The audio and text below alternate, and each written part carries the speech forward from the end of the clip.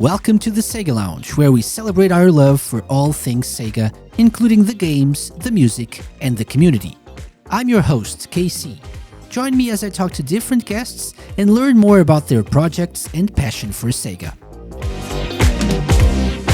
Indeed, hello! Hello everyone, welcome to the SEGA Lounge. We're live this week for our live episode of the month of March 2024. Yes, my name's Casey, welcome to the show. Hope everyone's doing well. And as usual, during these special live shows, I am not alone. Joining me tonight, my partners in crime. First up, who's gonna go first? They're both ready. They don't know. It's SkillJim. Hello. Hello. How is everyone doing? Doing well. Nice shirt. Like that shirt. Yeah. Yeah. We're twins. I'm here with all the merch today. Oh, same here. Very good. Very good job. How are you, mate? Cheers. Doing well? Yeah, I'm doing fine. Thanks. Well, Yeah. I've been better, I suppose, but that's a story for another day that you probably don't want to know about. But Yeah. Today, I'm doing fine. But thank you for being here. We always appreciate that. Yeah, this is basically your show now. Yeah, and same for our other partner in crime, Twitch affiliate Live Reversed. Hello, me. My gosh, I don't even have the merch thingy. I have this though. Okay, Still you're representing still. Yeah, good job. SEGA Pride shirt represent. Well done. Very good. So thank you guys for joining me. And we're gonna have another guest joining us very, very soon, but due to technical issues and scheduling issues, he's gonna be joining us a little bit later.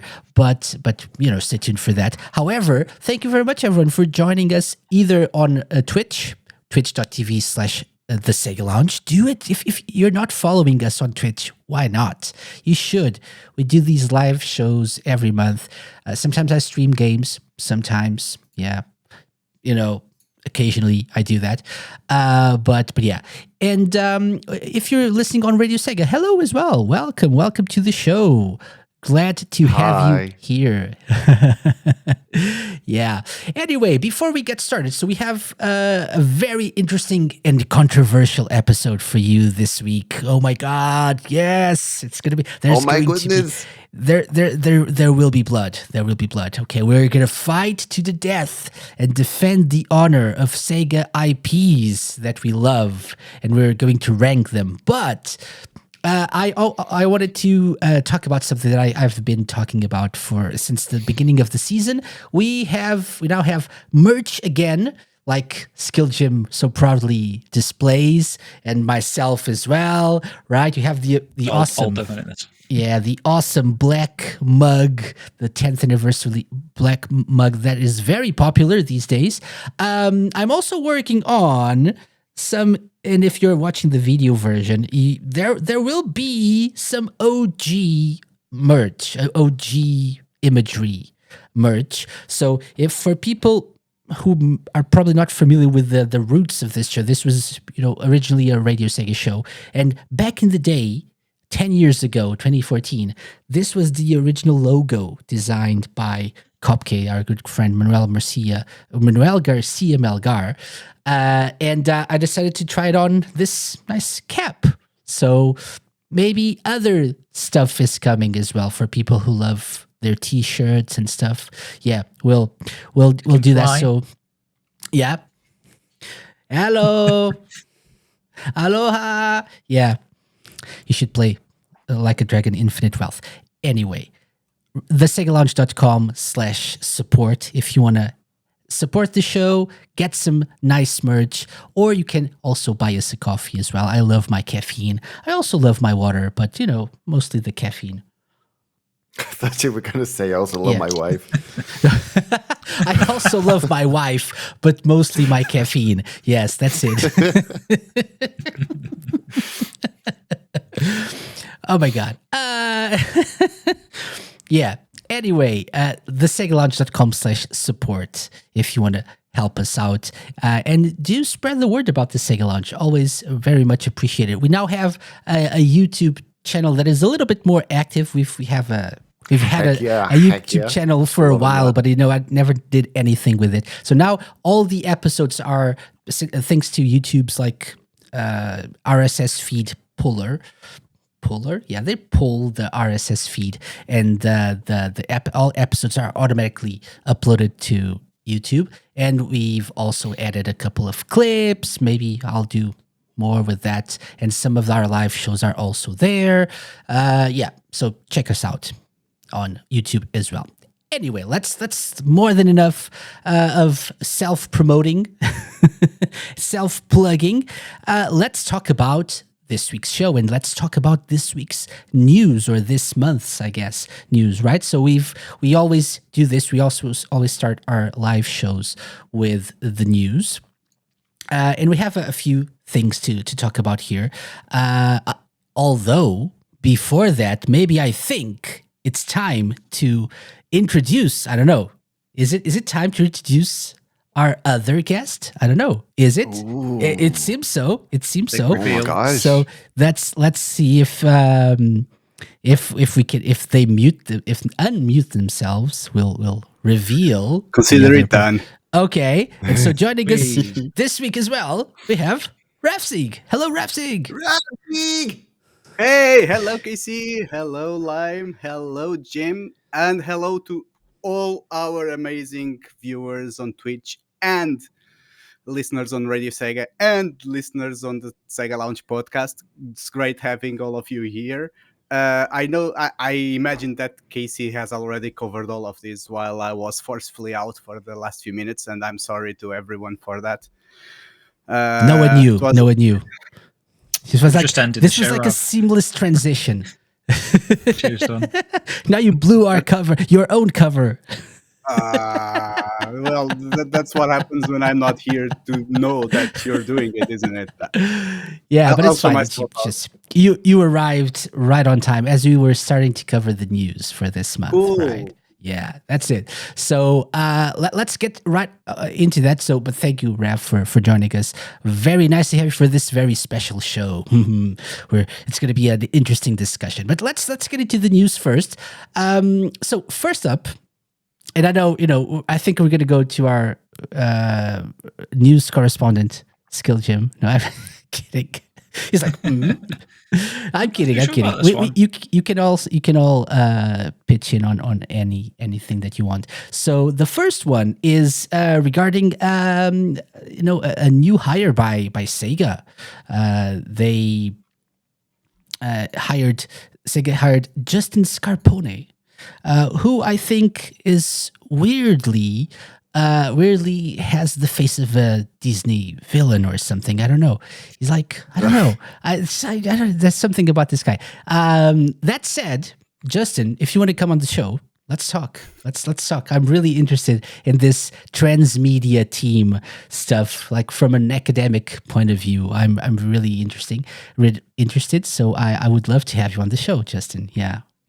What does transmedia actually mean? Is it like just like, I don't know, combining different mediums. Yeah, it's like having the games, the movies, the I don't know, like the merch. I think it's like having their different IP in different types of media. I think that's the idea here for transmedia. Remember that they gave a talk on the Web Summit last year, I think, and they explained how they were like using their IPs to push different types of content. I think that's what they mean by this.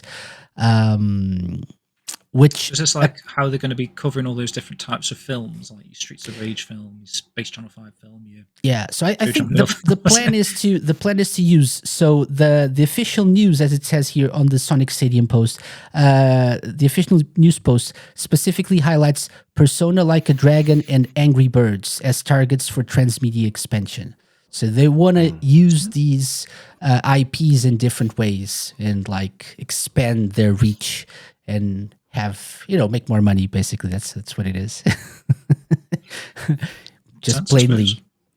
Yeah. And so he's got experience apparently with Disney and Scopely, which is a free-to-play mobile developer with a focus on licensed properties. Yeah, and a game that is a ripoff of Fall Guys apparently. So he's got experience on these issues. So he's like the mega villain of Sega now, the transmedia villain of Sega. Again, Justin, God. love you. Come on the show. But you do really have a really scary face, I think. I don't know. It reminded me of Matt a little bit. Do you know what I mean? So you're saying Matt has a scary face? Maybe. Is it the lack of hair? Maybe. Possibly. Eyes up. So is this the guy who's going to get us Shenmue 4 by Sega? Oh. He's going to try and trans the media, maybe. Maybe that's Of course. Yeah. That's like transmedia the heck out of Shenmue. Yeah. Okay. So it's not a video game confirmed. I don't care if we get a movie that is true to the source material. Yeah, I don't care. I mean, there's definitely a lot of Sega IPs that are less likely than Shenmue to have that. I mean, it would make a pretty good and we're getting those as well. film. Yeah, and we're getting those that are less likely. Yes. Yeah. So we never know. But I don't think that's the way to go right now. They're not going to do that. Yeah. So by the way, shout out to people on Twitch, on the Twitch chat. Lewis, our good friend from the Dreamcast Junkyard, says Space Channel 5 toaster. Probably, why not? Or Space Channel 5 on a toaster, like with a screen. Toaster with a screen, and you can like shoo is like when the toast goes out. Yeah.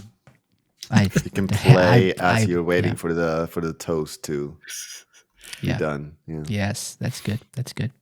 Oh, and then when the toast is done, you make a dance move like to actually activate the toast coming up, like shooting up. It's like you do like a strike a pose. Yeah, then the toast shoots up. Yeah. You can grab the Exactly. toast.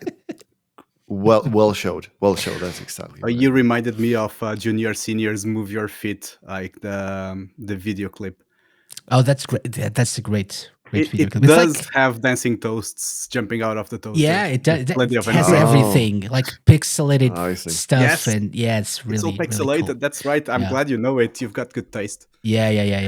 Love it. Gum says banger tune, Rev. Don't stop the beat. I knew you would respect it, Gum. That's a classic. A classic. Okay, let's move on. So another, and I actually this time I actually like grouped the like more corporate stuff together so we can get through that in a more, I don't know, organized manner. But the next news, it's the most recent one, is the worst one that we're going to cover actually. So it was announced that, and let me move this over. So it was announced that Sega is selling Relic Entertainment and cutting 240 jobs in Europe. Jobs will be lost at Creative Assembly, Sega Europe, and Sega Hardlight, which sucks. In more ways than one, right? So Relic is the studio behind Company of Heroes and the Dawn of War, if I'm not mistaken. But worse than selling the studio, and like they will go independent and keep doing their thing, and they've already said that they'll work on their IPs and stuff. But worse than that is really the fact that so many people are losing their jobs. Any comments, guys? I mean, it's really sad, right? I know that's the kind of the climate that we're in at the moment, but do you put any of this down to hyenas? I notice it's like listed in this article. Is that because they spent so much money on hyenas, they've had to make some other cuts elsewhere as well? I don't know. Yeah. They say like this is like maybe possibly a consequence of what they said last year, right? When they canceled Hyenas, that the European market was not really doing as well as they hoped, I think.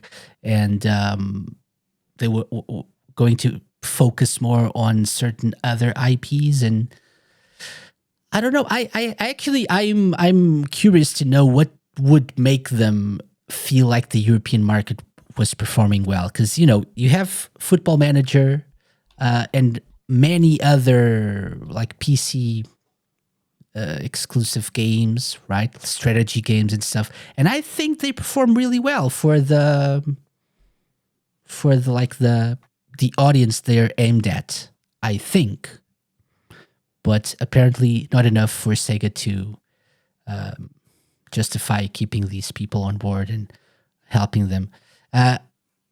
Even more puzzling, I think, is Hardlight, Yeah.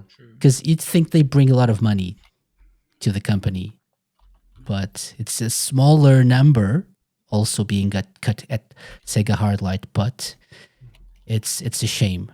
It's a shame, and I really don't know the reasoning behind this.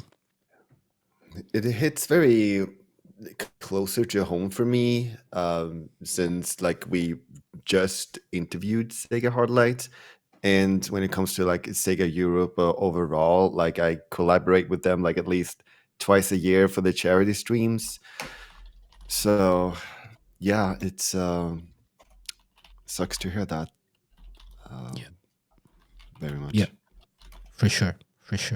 And probably people we know, right, are being Yeah. affected by this in some way or another. So, yeah, we'll see. We'll see what happens. But all the best to people are trying to find new jobs and getting their lives together again, because this is not really the best thing. This is not the kind of news that we like to discuss here. But it's important to realize that it's not affecting just the other companies, the other mostly Western companies out there, but like Sega as well. Nintendo of America, I think today announced layoffs as well. I don't know if you guys saw that. Yeah, there is a little like to the left of the article you just showed, there's a title there about Nintendo of America. Okay, yeah. And also Portuguese ads. Yes, there were some Portuguese ads as well. Yeah, which is I nice. don't see them on my just- on my screen, but it says that Nintendo of America is probably cutting around 120 contractor jobs. Just to clarify, by the way, there was at some point during that bad pieces of news where I went like, that was totally unrelated to the topic at hand. That's when I noticed the People are Portuguese losing ad jobs. spread. Yes. Yeah. No, I think we understood that. Yeah, I don't know for listeners though. I don't know if listeners get that, but okay. Raph is a really bad person. Well, that's Moving on. not up for but that's undeniable. But not for this. This is Yeah. not the hill I'm gonna die on. Okay. It does seem to be like the current climate at the moment. Like, I don't know if they're finding it easy to announce these things because everyone else is. It's not as a massive shock anymore, is it? Because we've seen so many of these articles over the past few months. But I mean, that 5.6 billion yen loss is obviously a significant amount of money. But then are they potentially going to make that back with the Sonic movie later in the year and that sort of stuff? So what is a loss now might not be in the future. Yeah, it's hard to say. I think bad decisions were made all around, not just by Sega, but most game companies. Some of them during the pandemic, I think. In investment-related decisions that were not really that great. I don't think people were expecting. I definitely know that they were not expecting the pandemic. They tried to adjust in order to maximize profit during that time, and when things went back to normal-ish, those bad decisions came to bite them back. So I think that's part of it. It's not all that there is to it, but I think it's part of it. Also, is there too much investment like in massive games? I don't know if that's the Sega problem here, but I think in general, video game companies are investing in like major games, like huge budgets, and yeah. This is just my personal opinion from afar. Just wanted to make it that clear, but I feel like these video game companies over invested on people on that ride on during the lockdown, on the pandemic, because everyone was staying at home, everyone was playing games more so than ever, and it felt like maybe at the time it might have felt that it was going to be forever like that, like that they would be on riding the crest wave forever, but reality hit and numbers are going back to normal. So it feels like companies might be finding themselves with overstaffed, I would say. This, again, my personal take. Yeah, I totally agreed. Totally agreed. Yeah. Makes sense. But anyway, it is what it is, right? So unfortunately, it's a reality. So all the best to these 240 people and the other ones that came before them, and all other people on other companies that are suffering from this right now. Hopefully, they can get back on their feet soon. Yeah. Anyway, moving on. On a very different note, completely different note, which makes it maybe a little bit harder to understand. Good news for Sega. They announced that the Persona series surpassed 22 million copies sold worldwide. Right. Yeah. Right. So that's absolutely amazing. Which is nice for the company and for the series as well. Are you guys big Persona fans? Yeah. Yeah, definitely so. I've only played two of the games still, but those two games were absolute gems. Like, I could not imagine playing better games. They were absolutely amazing to me. Mm-hmm. Which ones were those, Lime? 4 and 5. The original ones, like Vanilla 4 and Vanilla 5. Yeah. Cool. Yes. Probably Golden Nice. and Royal. No, really? No. Oh, no, really? Okay. Yeah, really Those are not interesting. the ones I played. I played Cool. Golden and Royal. We've got an OG over here. Yeah, sure. No, the real OG is Lewis, who's a big fan of Persona 3, I know for sure. See? He's like, play 3, I knew it. I have Persona 3 Reload. I have that. I just haven't gotten to it yet. Okay. Yeah, I will play it, definitely. I'm looking very much forward to it. It's part of the plan for me as well, but not right now. I have no time for that yet, but hopefully soon. I wouldn't say I'm a big Persona fan, but I've definitely enjoyed 4 Golden and 5 Royal and Tactica as well. I know you didn't think much of Tactica, Rav. It's not that I don't think much of it. It's just that it didn't really appease me enough to make me continue paying for Game Pass just for it. Okay. Fair enough. Because Do it is a better pretty next fun time. game. I And thought we're it going to was. talk It about was. it later on, I guess. At least I Yeah. will. Okay. Yeah, we'll talk about the series at least. Yeah. Okay. Moving on. So the next batch is not really totally Sega and modern Sega related, but it's like a mix of news that are interesting for people who have been playing Sega games and Sega inspired fan games as well. So next up we have this bit of news. Ex-Sega staffer confirms secret Dragon Quest demo for Saturn. Oh, it was said to be a top secret within the company. Yumiko Miyabe, who was one of she's come on the show before. He was one of the guests, one of the first guests we had on the show when the Sega Lounge became a podcast. She worked on Space Channel 5 and still works on Space Channel 5 right now.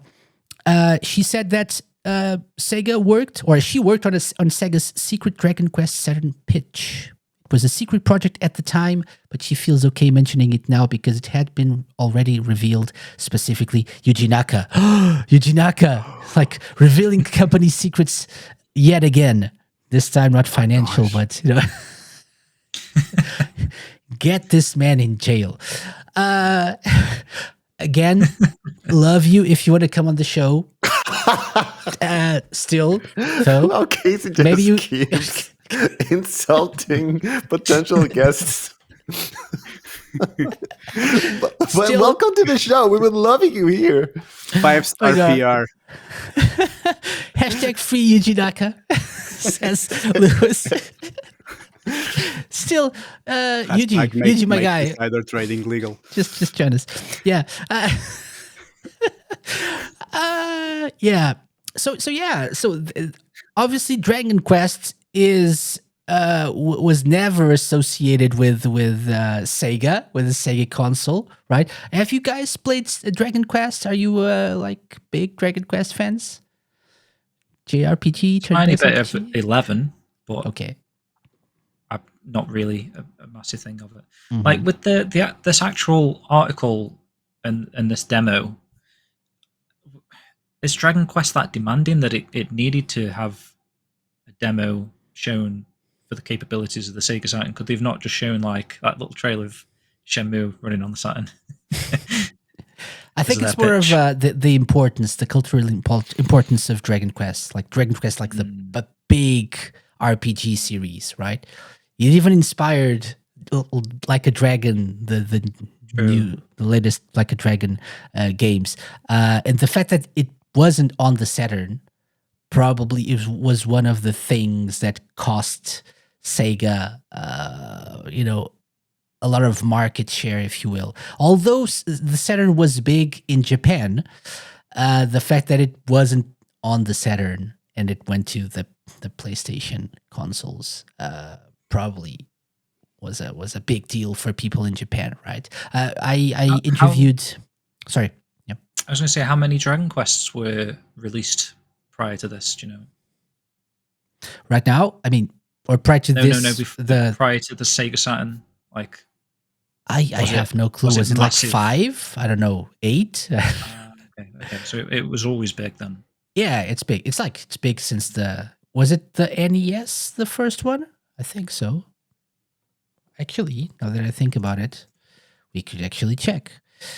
We're really well prepared right here. Yeah. So Dragon Quest, the first game was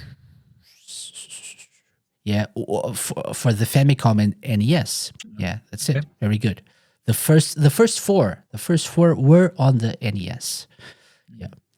And so that's it. So if you had a Dragon Quest on the Saturn, that would have been huge as well. So the fact that they were working on it, I don't think it's like for the capability, a good way to show the capabilities of the console, but more of like we could have had this on a Saturn console, the Sega console, and it would have been big, would have pushed the console even further in Japan and the rest of the world. I think that is the thing here. Lewis is saying, I think you probably had 6 out by the time the Saturn was a thing. 7 was on PS1. Thank you for confirming this. Yeah, but just an interesting tidbit, like with a huge RPG series like that, it would have been interesting for Sega, but it wasn't meant to be. Yeah. Any other comment on this? Just thought this was interesting to mention. No comments. Okay. Another Seems like no. thing that I wanted to mention briefly. Oh, sorry, Rav. Now, a quick question. How big was Dragon Quest in the West back then? Because it felt like back in that time, like Japanese RPG games didn't really have much of attraction Yeah. here. It might have helped the Saturn in Japan, but I am personally not 100% confident that it would have made a difference in the West. No, I don't think it would either. Yeah. I don't think it would. I don't think like this type of RPG, unless you were like a really big RPG fan from the get-go, which I don't think that many people were, it would have been big here. I think it would have helped the console in Japan, although it did pretty well in Japan already, but it would have been bigger, I think. Would have like probably help crush the PS1 or something. Maybe not. I don't know. Drive Sony out of the console business. Probably. Yeah. Just like Lewis is saying, right? Not a system seller in the West enough. Yeah. That's it. I felt good when Lewis's message came up because it felt like I knew what I was talking about, which is not a common occurrence. Reaffirmed. Like vindication. Precisely. I'm not really sure what would have propelled the West Sega Saturn. I think it's just the price, wasn't it? The price knocked it back a step. Actually, I saw a post on Twitter with the price comparison over time, and other than the launch, it was pretty much even throughout ever since the PS's launch. So the price tag, maybe it's more of a matter of perception than it actually is that the Saturn was more expensive, because apparently it never was whenever the PS was already on sale. Okay. Interesting. Yeah. I think that's a good topic for another show. Yeah. Although it's been well documented, but I wish everyone I could has credit that bit, but I forgot who it was. It's okay. We're all about stealing stuff here. Again, Yuji. Okay. Come to the show.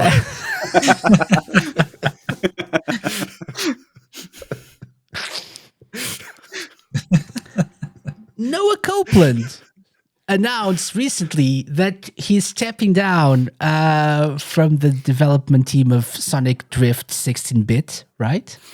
And then shortly after, he announced a new studio, Sundio Games, which have this nice little logo here. He posted this on Twitter. And so, nice. He wants to work on his own games, like original IP and stuff. So, good for him. I just wanted to shout out Noah, past guest on the show. And apparently, development on Sonic Drift 16-bit is still continuing, still going on.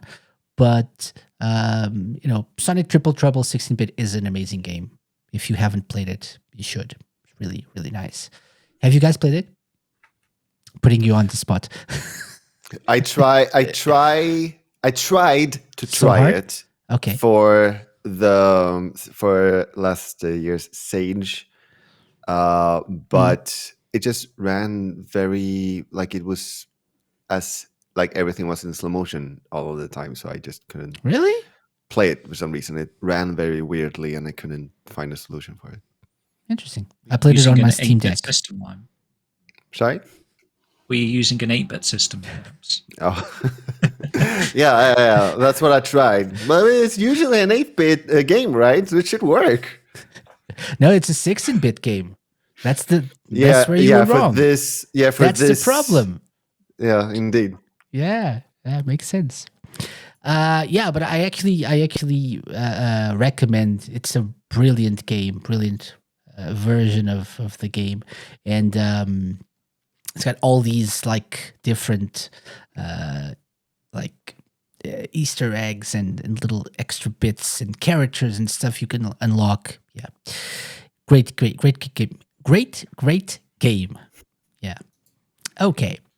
Moving on. The final bit of fan related news, and this was mentioned in last week's episode.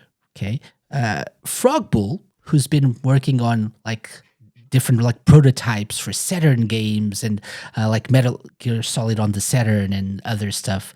He actually created something really cool called Star Wars Dream of the Rebellion.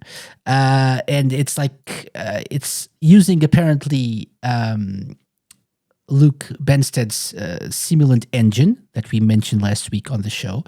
And it's really looks really, really cool. It Have you does guys very checked this much. out? Yeah. Yeah, It looks I very watched cool. the trailer or the video on YouTube. It does Yeah. look great. Yeah. Orange swirl. That's a bad start. And I don't want to say anything, Swirl but Wars. the little R2D2 on the controller here looks a little bit suspect from where I'm looking. Oh my gosh! Okay. When you put it like that, I saw it as well. Okay.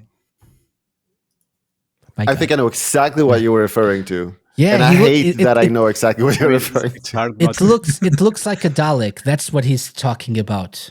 Oh yeah, You of know, course. Of course. Exactly, Casey. My God.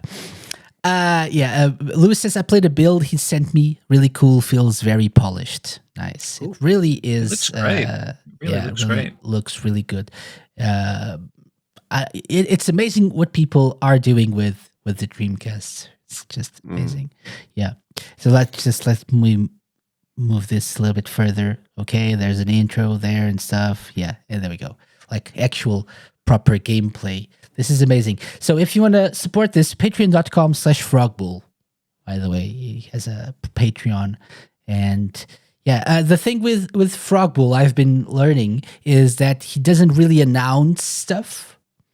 He just drops something. Oh, look, I did this. I made this. Just try it out. It's not like many other projects where, okay, I'm working on like a Star Wars game. And then like a year later, oh, I'm still working on this. No, he just drops things. So it's here. It's like, just try it out. Subtle. Is this a full game? Exists. Was this a demo? I think this is just like a demo. Apparently, I haven't played it, but apparently Lewis says he played a build. So I don't think it's the full game yet. It's just like probably like a proof of concept or something. But Lewis will probably correct me if I'm wrong. I'd love that he well, it looks like he was using some movie footage for cutscenes Yeah. as well. Yeah. Yeah, it's a demo, just a mini game currently, the one you're watching. Okay, so just this. It's just this mini game. But still, really impressive. Really impressive stuff, I think. True. Running on the Dreamcast. Okay, that's it. Go check it out. Frogbull. Also, great name. Love the name. Frogbull. Bullfrog, but the other way, I guess. Exactly. Yeah. Just like Frogbull reversed. I don't know. Anyway, maybe not. Okay, moving on. So I've been talking a lot, guys. Would you like to, James, you're our news guy. Would you like to cover the next bit of news? Yeah, sure. So if you've got Apple Arcade coming on April the 4th, there's a brand new Puyo Puyo game called Puyo Puyo Puzzle Pop. You can actually, on the website, if you access this via your iPhone, there's a handy link that allows you to sort of not pre-download, but sort of, I want to download this in the future. And it looks quite fun. I've never been a huge Puyo Puyo fan. It's one of those games I tend to feel like I want to buy and play in, but then when I'm playing it, I'm like, oh, I don't know, maybe this isn't the type of game for me. But it's a really cool game. It's obviously, if anyone remembers Dr. Robotnik's Mean Bean Machine, Yeah. basically that, and obviously Puyo Puyo. It's the OG I'm Mean Bean Machine. I'm sure I'm not revealing what Puyo Puyo is for the first time to the listeners of this podcast, but yeah. Yeah. My relationship with Puyo Puyo is complicated as well, because I think they're really, really good games, amazing puzzle games. I just suck at them. That's my only I think that's issue my here. issue. Yeah. It's like Puyo Puyo Tetris were two amazing games, but I just end up playing Tetris. And being amazing at it. I've tried to play against you, never won one single time. I actually, I think people say that Tetris players have or at least at some point had a little bit of an edge when playing against just like Puyo Puyo players in Puyo Puyo Tetris Online. But I always felt that a really good Puyo player had an edge against like a decent Tetris player. You just probably had to be really, really good to have that edge. I was actually at some point top 10 or 15 or something. But the top was always Puyo. So because it was really nice. It was really like a very thrilling feeling to play that, because you never knew what was going to happen. But yeah, good times. What was I'm talking about the original one, not the second game, though. Oh, I was just literally about to ask that. Yeah, so I was saying there was a lot of fanfare for like the Puyo Puyo Tetris, and I never really heard about the Puyo Puyo Tetris 2 too much from people. Yeah, I think probably timing. When did it release? Was it pre-pandemic, or I think it was a little bit, but It just sort of came out of nowhere. I felt like. Yeah, I don't know why it didn't get the attention that the original one had, I think. Yeah. But okay. Yeah, so are you guys getting this? I've wish list it or whatever the Apple II I is. want this. Yeah. So I'll give it a go. Yeah. Ravsieg. Wasn't on my radar, but You're a massive Puyo Puyo fan. Oh, of course I am. I mean, I like Puyo Puyo. So I mean, making jokes about it would be unfair and not real. Thing is, I am not really an Apple Arcade subscriber, and I think Sega would need more than Puyo to sell me Apple Arcade. I think that's gonna happen with Fall Sonic guys. Now that I might sign up for. So I might just enjoy the ride and try Puyo. We Fair should enough. definitely play that. If it's still available by then, right? I think So Sonic Dream positive. Team is like worth grabbing Apple Arcade for. Probably. Uh, I would say so. If you're a Sonic fan, if you're like a And you are a I- Sonic fan, right, Ravsieg? I guess we're gonna find out when I say which tier I'm putting My Sonic. gosh. But Shoot Your Rocket, as Lewis mentioned that it got sunset, unfortunately. But that's one that I'm gonna be sad that I didn't get to try. Mhm. I think I was more interested in Shoot Your Rocket than on Sonic Dream Team. Sorry, guys. They do acknowledge it. We talked about that. They talked about that actually, right? Like when we interviewed the Hardlight guys. It's also something that it's probably a mix of reception, like player base, perhaps popularity, and the deal with Apple Arcade. These deals are probably limited to a certain period of time as well, apparently, unless they're very, very popular, and it's if so If- they'll If they're making Probably. a lot of money, essentially. yeah, if they're making a lot of money, that their deals can be extended. But if that's not the case, probably not. Yeah, and I'm not sure if also being like launch titles for Apple Arcade. Who wanted to who would subscribe to Apple Arcade for Choo Choo Rocket? I did. I mean, but I'm crazy. ever do that? But I'm Go crazy. I was. I'm not really an example for anyone. So yeah. Your words, not ours, by the way. Yeah. Oh, I stand by this. Yeah. So April 4th. So it's in like a week. Next week we'll have a new Puyo Puyo Puzzle Pop on Puyo Puyo Apple Puyo Arcade. Puyo. Puyo This Puyo time Puzzle next Pop. week? PPPP. This time next week. Yeah. Okay.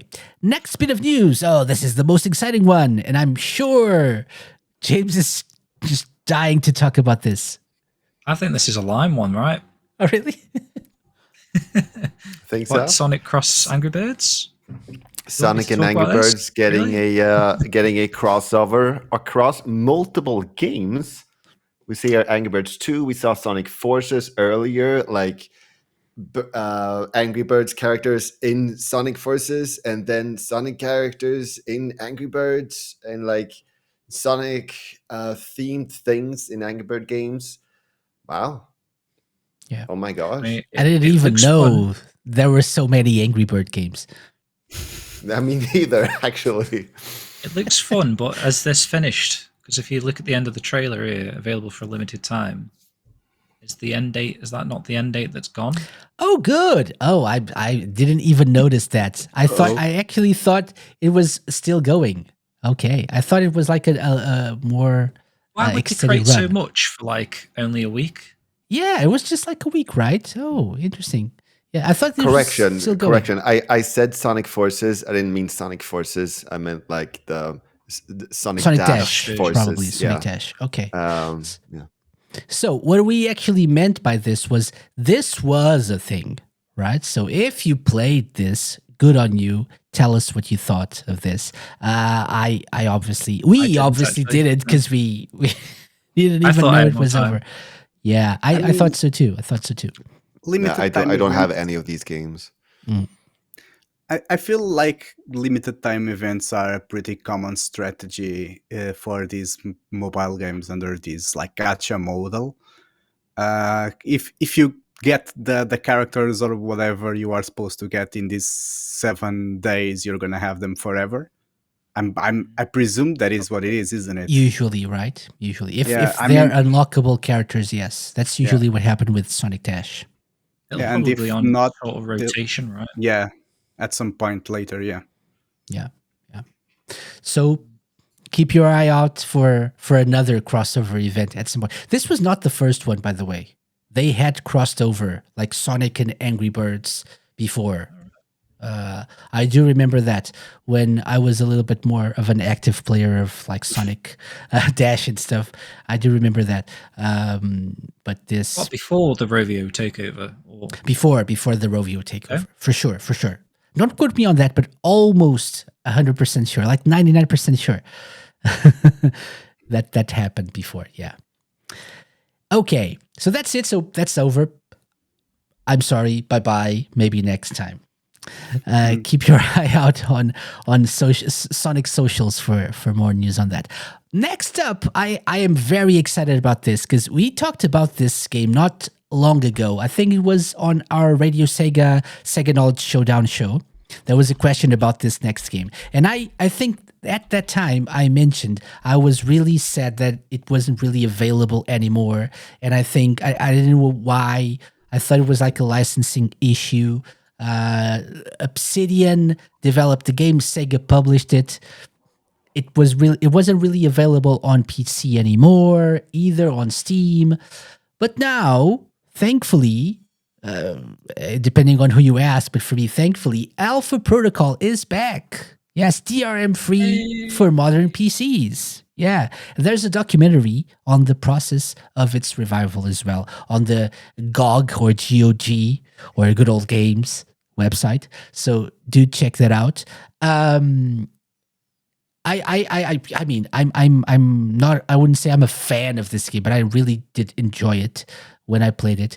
I associate it with a specific point in my life. Have you guys played this? No? You've Okay. tried to convince me. I played it for Really? a couple of hours. Yeah. I'm sorry. Yeah. It's a little bit. I think I said this last time we talked about this game, but it's a little bit like has a slow start. I think. Yeah, I feel like maybe. I remember a really long character creation process thing, right? No, not that much. No, really, that's not the issue at all. You can't customize much, like the hair, the skin color, perhaps, and like wearing glasses or not, facial hair. That's it. So that's not the issue. I think it's like the beginning of the game, and before it actually picks up and starts to get more interesting and the mechanics start to flow, I think it takes a little bit. And it's like not a leveling up system in there. Yeah, it's an RPG. It's an RPG. Like it says, it's the espionage RPG. But it's like, imagine like Fallout but with spies. It's a very simplistic way of saying this and of selling this. This is not as complex as a Oh, Fallout game. spies. Spies. Yes. I heard spice. Not Yes. spice. It's not a spicy RPG. No. That's not the kind of game they're going for here. It's like Fallout, but with spice. Yeah, Spice. the ultimate Wow. goal is to steal Spicy. cinnamon. I mean, it can get a little bit spicy though. It can get a little bit spicy. Yeah, Oh. yeah. I associate this game with Summer of Sonic 2013 because I went to London for Summer of Sonic that year, and then I went to a game store or something, and there was like the Xbox version, the Xbox 360 version of this, like £5 or something, and I bought it, and I thought I'm not gonna like this game. It's not really the style of game that I think I like, and then I really enjoyed it. So that's probably part of the reason why I like it. And I've been playing it since last week. Yeah. And it's also available with a 10% discount, launch discount until April 3rd. So if you do want to check that out, I've been playing it on my Steam Deck and it's really nice, really reliving all the memories. Everything you do, like you have to talk with other NPCs and stuff, and everything you do has an effect on the story and on your character, like usual. That's how you sold this. This is a conversation from like 10 years ago or something, but Yeah. that is how you sold Life is Strange to me. You and remember Tiago from Sega Portugal? Yeah. You both of you sold Life is Strange to me by telling me that every change that you make makes a difference. And then I started playing, and the first thing that happened, I didn't want it to happen, and the game wouldn't let me change it. So That's how it. can I? So that's it. Everything you do has a consequence. This not so much. That's a little bit more extreme than this. But yeah, you have like relationships with all the characters, and they can like you or not like you, and you can make allies or enemies, and that changes how missions go. Sometimes you think you're gonna go like into a very deadly mission. You look like armed and whatever, and it's just like a dialogue with a person. And if you're able to convince him that you're just like an IT guy, you just complete your mission without doing anything. It's like 1 minute instead of like a 10-minute long mission. So things can change depending on the choices that you make. There are multiple outcomes and possibilities. Yeah, it's fun. Also, hello, Scotty. Scotty is here. I've heard good things. It just went under anyone's radar outside of the Sega world. That's true. But yeah, that's something that's available for you to play now. And that said, because we're gonna, we're running a little bit late with the news as per usual, and we're gonna go into the tier list after this. But let's finish off with the Sonic news. So first up, Sonic Toys Party. Oh my God, the excitement. Everyone's like, yeah, that's the thing. This is by far the thing that I am the most excited about that we've talked about today. 'Cause Clearly. I've got a platinum trophy on Fall Guys. I've played it that much. Okay. This seems really interesting because I don't know how this is going to translate to mobile controls, because I presume this is going to use touch controls and stuff, right? Is I mean, this a mobile game though? It's Apple Arcade, isn't it? I don't At least know. Is it though? That's what I thought it was heard. like Because And it looks like could, you see those Yeah. those I know what you mean, circles actually. on the right side with the message. And Yeah, they look like that's touch true. controls. That's true. Yeah, could be. Yeah. I'm not sure if this is the best environment for this kind of game, but I am definitely willing to give it a try because it's a concept that I enjoy. There's like bits that look better than others though. It's weird. It's just like This a really is a very trailer. early build. This is very early, yeah. This is a very early build. By the way, there's a second trailer that leaked earlier this week, which probably is showing a more recent build. Not that it looks much better, because the quality of the video isn't that great either, but it Well, shows it looks a little bit apparently, better. yeah, and apparently, according to Midori, the leaker, Recently departed from yeah, X. yeah, yes, apparently, but yeah, so the video is really not that great. It's like there's a lot of slowdown and stuff, but I'm guessing they were like recording this on the phone. Like, let's leak it to the internet. Oh, okay, I don't know, but it looks interesting. I'm actually very curious about how they will make this work, and if they're gonna make this just a mobile game or like I don't know. Just to make it clear, like we don't have an official source for this yet, right? Like this Yep. is That's No, so so far apparently just the leaks and Sonic rumors. Show uploaded the first trailer, and Yeah. Shadow of a Hedgehog City, SOAH.com, I think, uploaded the second one. Yeah. But yeah. the source is unknown. Yeah. I mean, it seems credible, but at least I can say that, like, it very much looks like they are working on a game like that and like considering it, but like, who knows? It looks quite far along. Yeah. Apparently it is. Yeah, apparently it is true. It probably has a summer release date. It seems maybe. I don't know. Yeah, I can see this Right. being the pitch. Like, hear me out. 100 Sonics drop onto an angel island. I can see it be like a very fun game. Like I did like the Fall Guys series. Like you get together, sure. you have some like stupid fun, and Yeah. it's it's I definitely want to give this a try with people. Like I don't know if we can get together and play it. That would be awesome. That would be nice. To try it out. Like I don't know. Like It's I feel like like a race, I right? need Like to maybe try like it to feel to get a feel for it. Because right now I don't see enough to get a feel for what this really is. Honestly, like there's just like very quick shots of things, so I don't really get a sense of it really, personally.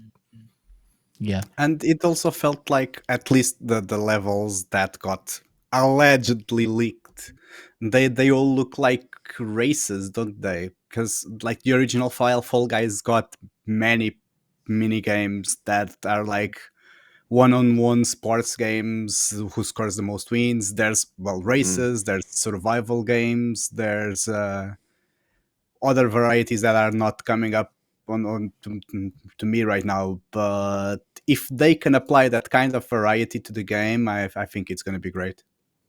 Presuming the game really is going to be a thing, of course. I mean, this would be a massive like ruse if it's not true. I don't know. maybe it's a pitch like the old Dragon Quest demo. Could be. This is what Never a know. Sonic Fall Guys could look like.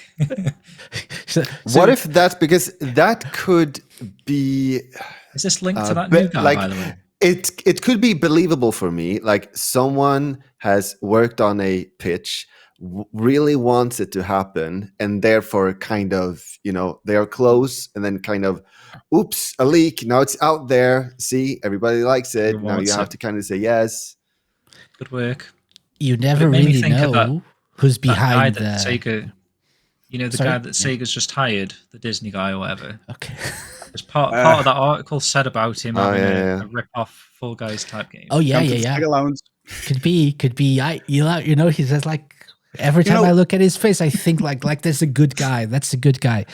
Yeah. He should come really friendly. Yeah. Sorry. Sorry to interrupt, but I just wanted to say it before I forgot. It reminds me that there were massive layoffs on Mediatonic a few months ago, weren't there? I'm wondering if some of the original Fall Guys stuff are involved. I have no idea, but it would be interesting. Could be. That's a good shout. Yeah, never know. We'll probably know soon enough, but for now, it's just speculation. Yes, So of we'll course. see. We'll see what happens. Okay, so that's Sonic Toys Party. Good name? Maybe not, but okay. Maybe it'll make sense when it comes out.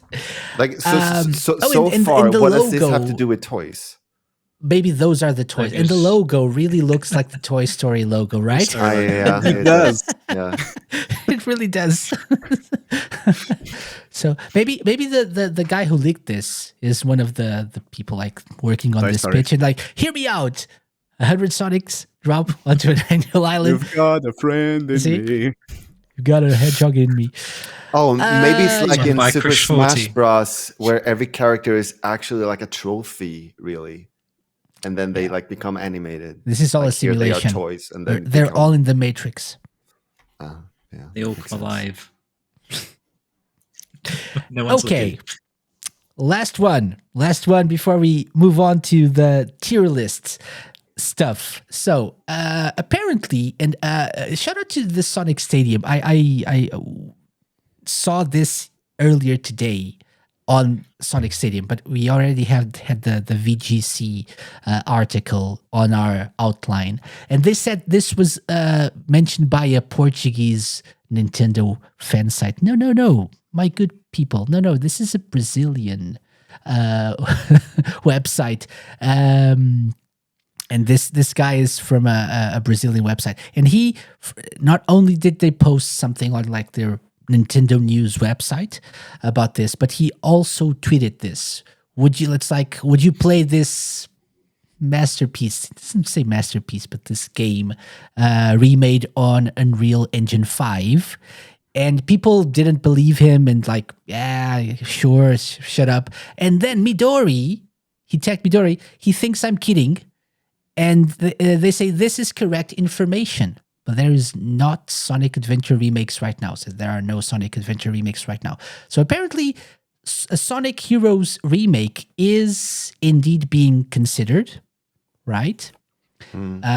Although later Midori also said that the Sonic Heroes remake is being considered, but I do not think the original source is correct about it being released in 2026 or 2027. Okay, so it's being considered probably 2025. and probably hasn't started development yet. Or even later. So maybe that's like it hasn't started 35th development. anniversary. I don't think so, and I do not know about this remake title being released in the next few years, and I don't have any information on that. So never know. You never know if it's true or not. My question to you guys is this something that you are eagerly awaiting? I would play not it. so much. It's not really my favorite Sonic game. It's I probably one of mean, my least yeah, favorite. it's probably not many people's favorite game. It's one of those. Sonic Heroes is one of those like black sheep in that sense that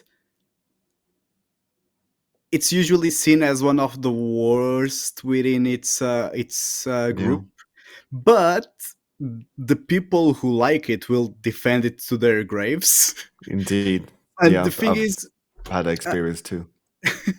and I mean, if it's a remake, there's the potential for them to iron out whatever issues people did not enjoy 20 years ago, and for them to be remade in a way that maybe would bring more people into the game.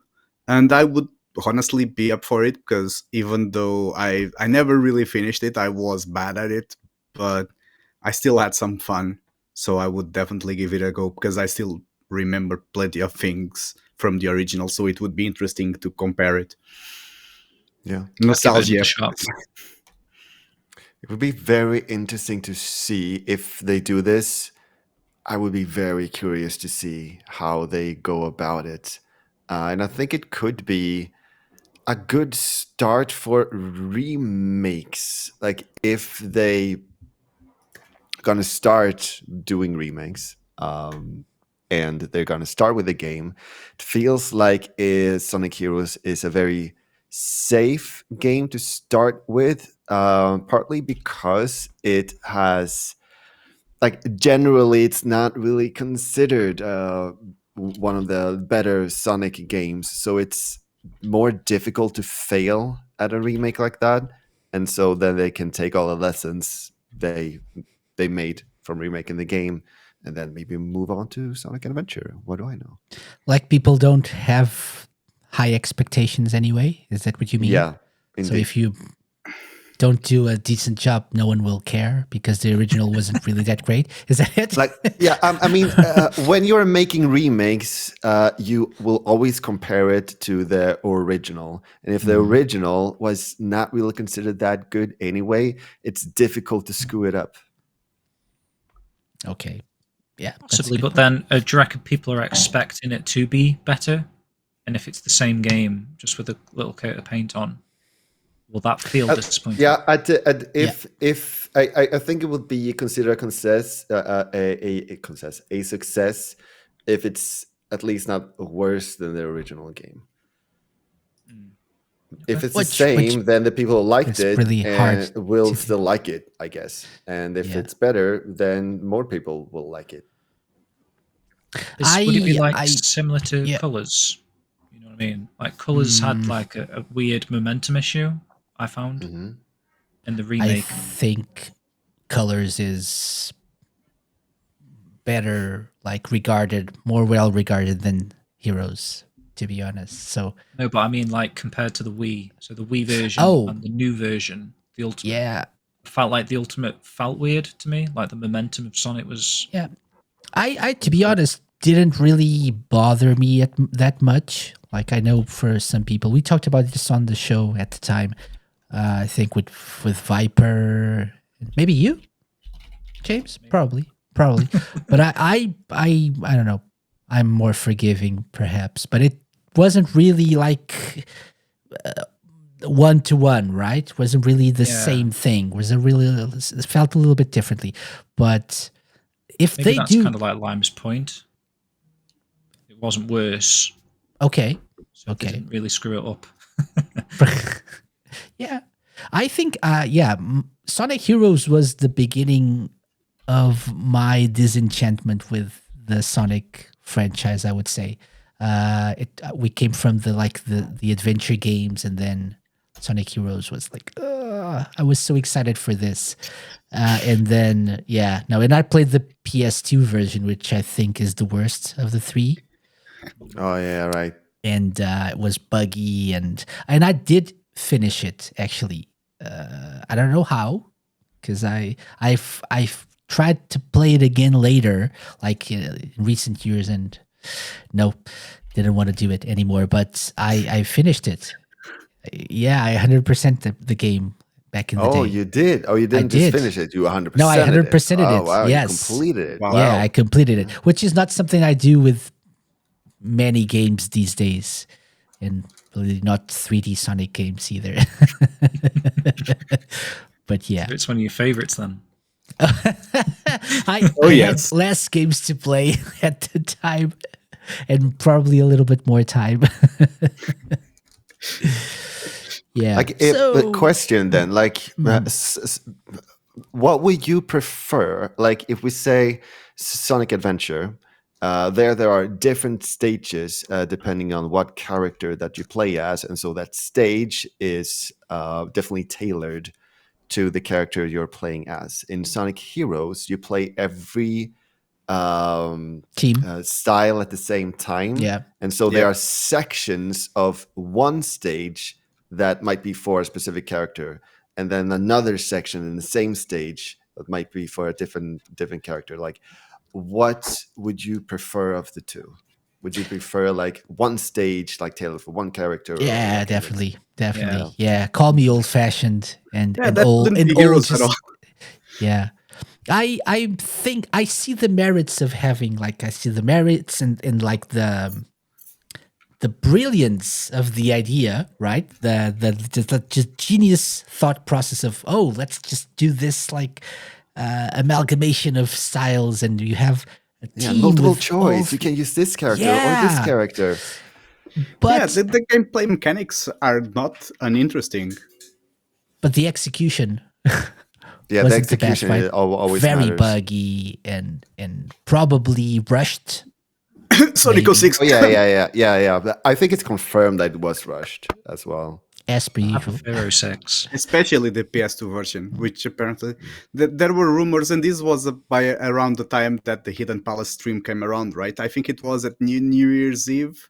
There were rumors that the game wasn't supposed to be on the PS2, but there was like an 11th-hour ultimatum from whoever, and they had to rush like a PS2 port like at the last minute. So that's why it's the.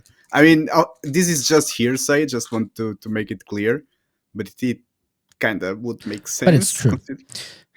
I also have like hearsay about Sonic Heroes, and the hearsay is like in the process they were rushed so much that if the quality assurance found something and that did not stop the player from actually progressing and finishing the stage, it's not considered a bug. Like you can finish the stage. So like don't It's not even game breaking, so it's okay. Yeah, so don't even They take it from me. That's not as uncommon as you would think.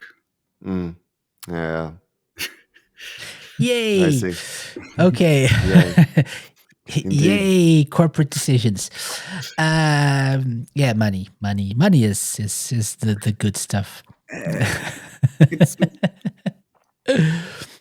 I thought Sonic Heroes also went through Extreme Crunch by Izuka. Maybe. Yeah. Right. Probably. Right. There I mean, is Izuka finished it basically. Yeah. Yeah, indeed. Yeah. Probably. Right. Says Scotty, by the way. Yeah. So this is a chance. Maybe this is a chance to right the wrongs. Will they make it?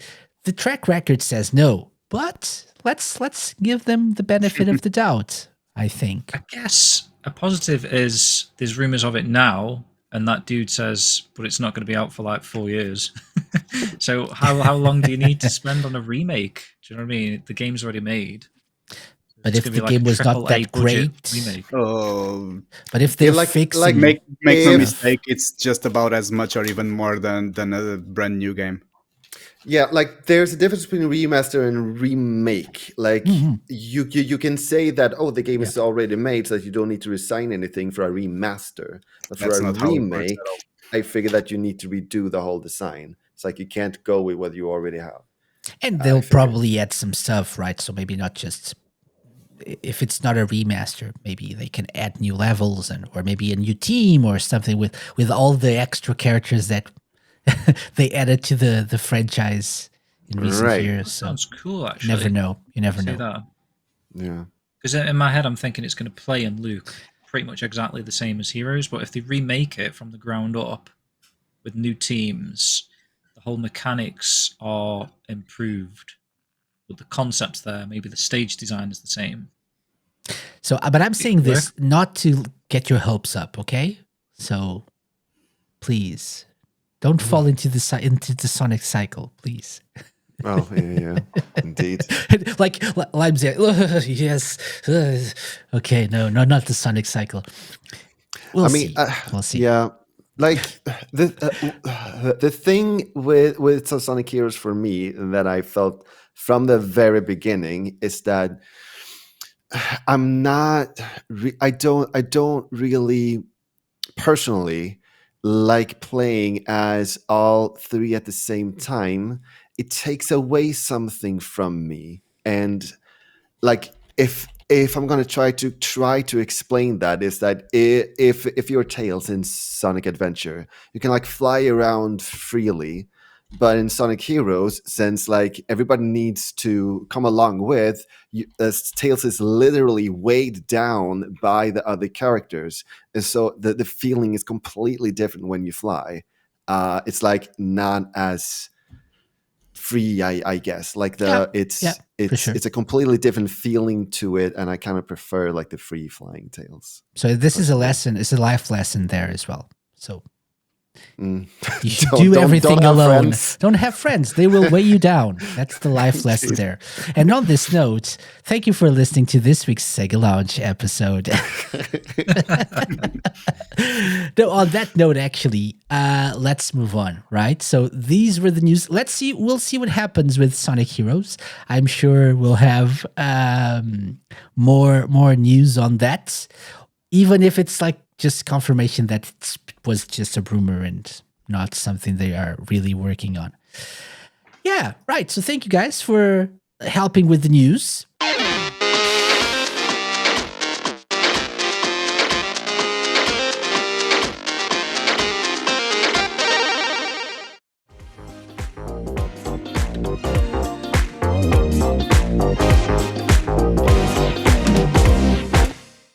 Let's get into the proper theme of the show, which was actually suggested by, or it came to me as inspired by a nice little comment from a listener that a comment from a listener that we got. So at Sonato Lover 94 says, "Dear KC, I'm a big fan and have been listening to the Sage Lunch for years now as I play Fortnite, Call of Duty, and Roblox.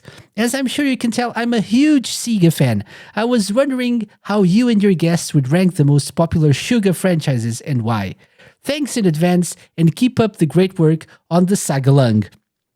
So, Sonato Lover 94, thank you very much for the kind words. You're obviously very much invested in the Sega, multiverse. And because of this, I thought to myself, we need to create a tier list for certain Sega series IPs. And that's what we're going to do today, right? For the rest of this show. Awesome. Right? And so how is this going to work? This, by the way, this is the definitive tier list. So there's no discussion here. No one else's opinion matters, right? So this is like other than ours, yeah. We've been chosen. So, exactly. This is the definitive tier list.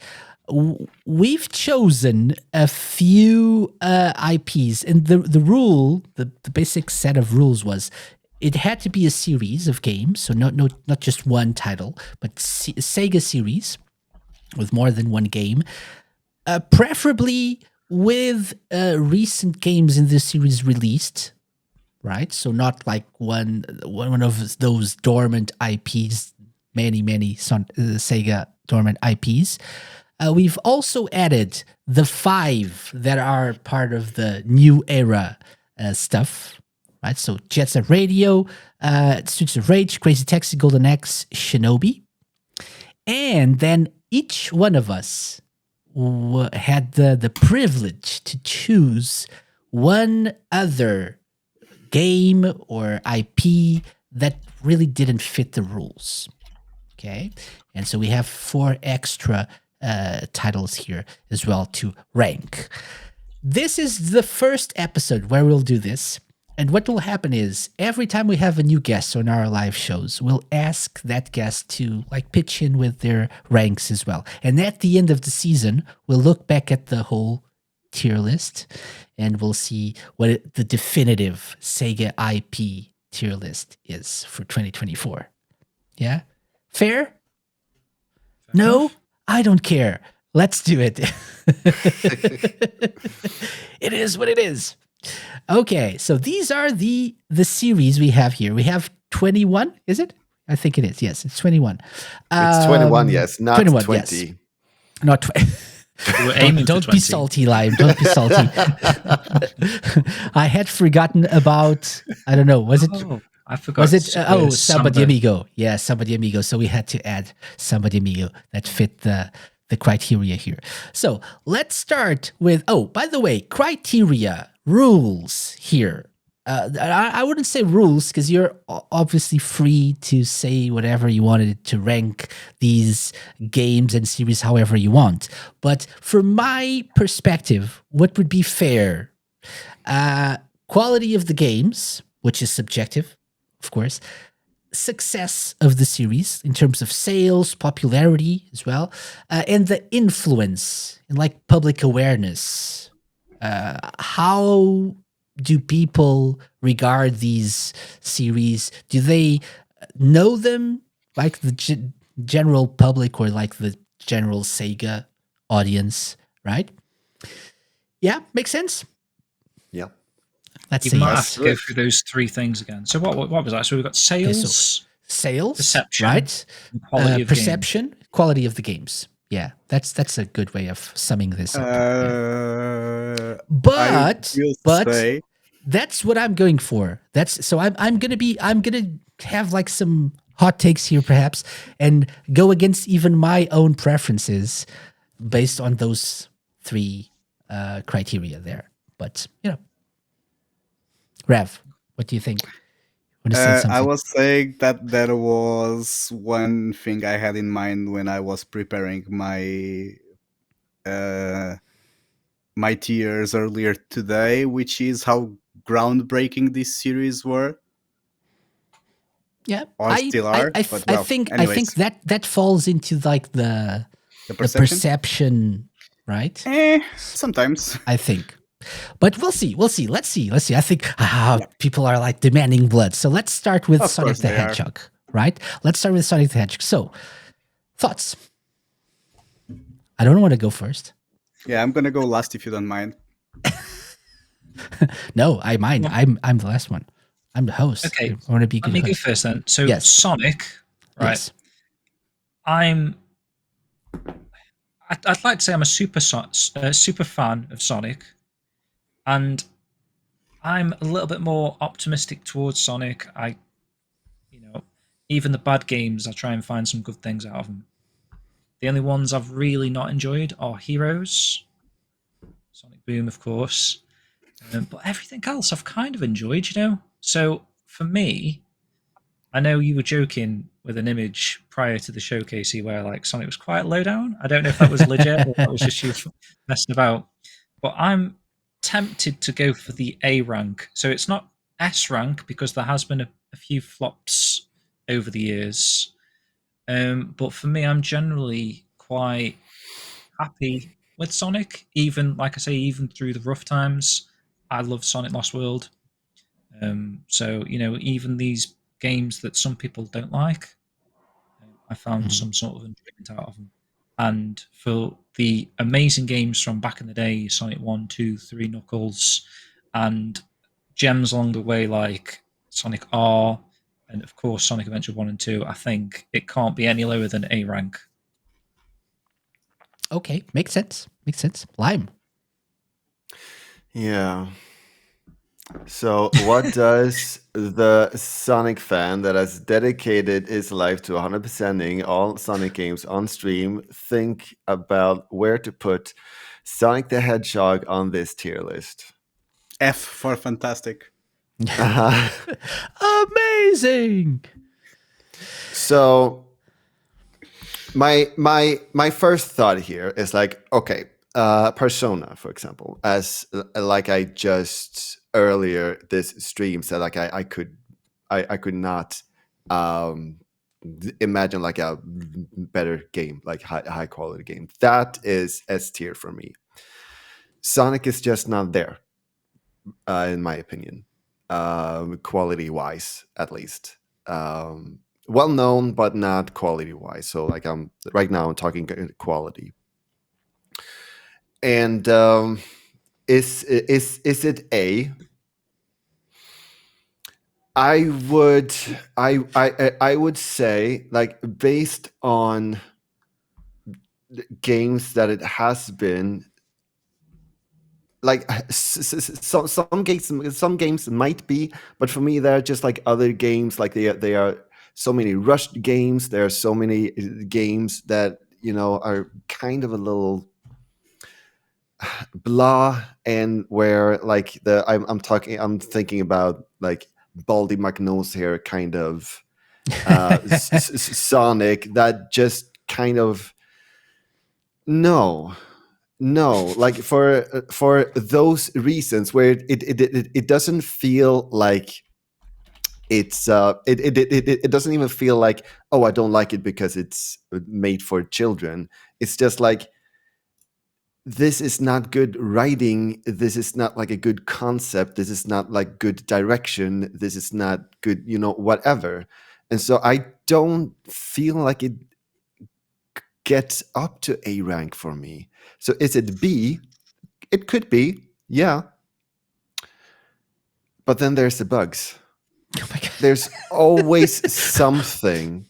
Like even in Sonic Origins, I found myself like the games were already made. They just like had to redo them, and it's like I find myself being behind things, and it couldn't progress because like the thing that was supposed to like just be in the background and was just supposed to like run past, like that was somehow like stopping me now. And so like for the reason that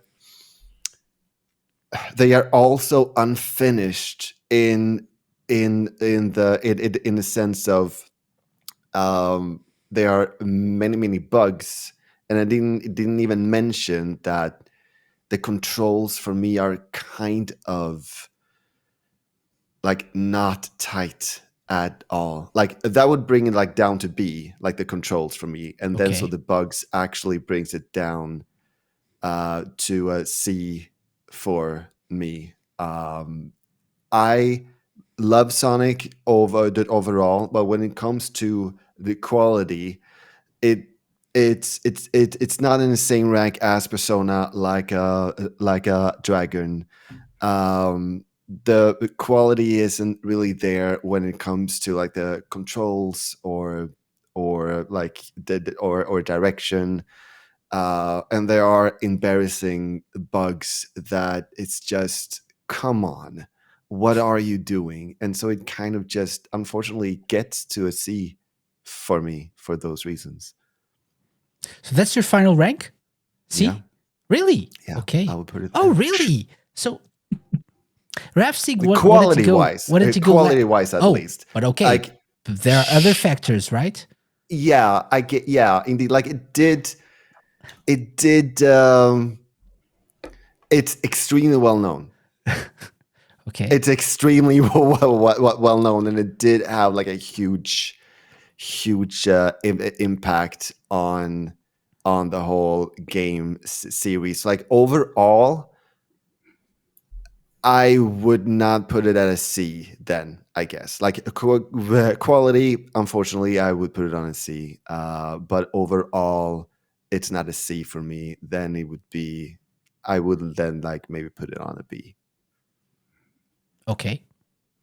Okay. Oh my God, am I the only one who's going to say this? Okay. I'm speechless, honestly. I'm really speechless as well. Lime, you shocked me. Yeah, I would I say like- though, I would add my bias here. First of all, I 100% these things, and so when games You get suffer more than we do, right? yes, and so and also when games get more difficult, then the flaws in the design show a lot more clearly. It's like glaring in like it's like it's when you need the precision, then that's when you notice it isn't there. And Yeah. so I like, because I have those experiences with it and I see those flaws, I will be harsher at it. And I will also be harsher at it because I wanted to do so well. And it's even more frustrating when you can see what it could be and could have been, and it just isn't there when it comes to things like that. And so it comes from love in both places, because like I'm playing them, I'm 100%ing them, and that's an expression of love, and that's also why I see all of the flaws in Yeah. it as well. Okay, I'm not questioning it. To be honest, I totally understand. I just thought you'd rank it higher. Yeah. Okay, that's I understand because my rank surprising or not, is S actually for Sonic. Surprising. Yeah. Yeah, so I put aside my bias a little bit. So definitely not in terms of like my enjoyment with the games recently, especially. I would probably rank it at around a B, perhaps A if I was being generous. But I think, like people were saying in the comments, Sonic is Sega, for better or worse. You can't argue with that. So Sonic is the single most recognizable video game character IP that Sega has. So for that alone, the weight of the franchise on the whole of Sega, again for better or worse, is undeniable. So for me, I think it's a no-brainer that it should be an S, like my personal opinion. I think the quality actually weighs a little bit, right? But the weight of the popularity of the character, the public recognition, how important as well in a way it was in terms of like the platformer genre and stuff. I think puts it a little bit higher. And if we're considering all of Sega's IPs, or most of them, or some of them, I think Sonic deserves an S from my perspective. That said, right? I do understand what Lime is saying, and I do agree with, and I probably am harsher than in terms of my own personal feelings. I'm not really harsh in public when we're like reviewing or talking about a new game. If I enjoy it a little bit, I'm happy. But it's not like I think about like Sonic Forces or Sonic 06 or Sonic Heroes, and I think, oh, that's a game I'd like to try again. I'd like to forget and experience for the first time ever again. No, I think that way about the first 2D Sonics. I think that about Sonic Mania. I even enjoyed Sonic Superstars, right? Sonic Frontiers is a good game, I think. But there's a lot of in-between stuff that makes me feel kind of meh about Sonic.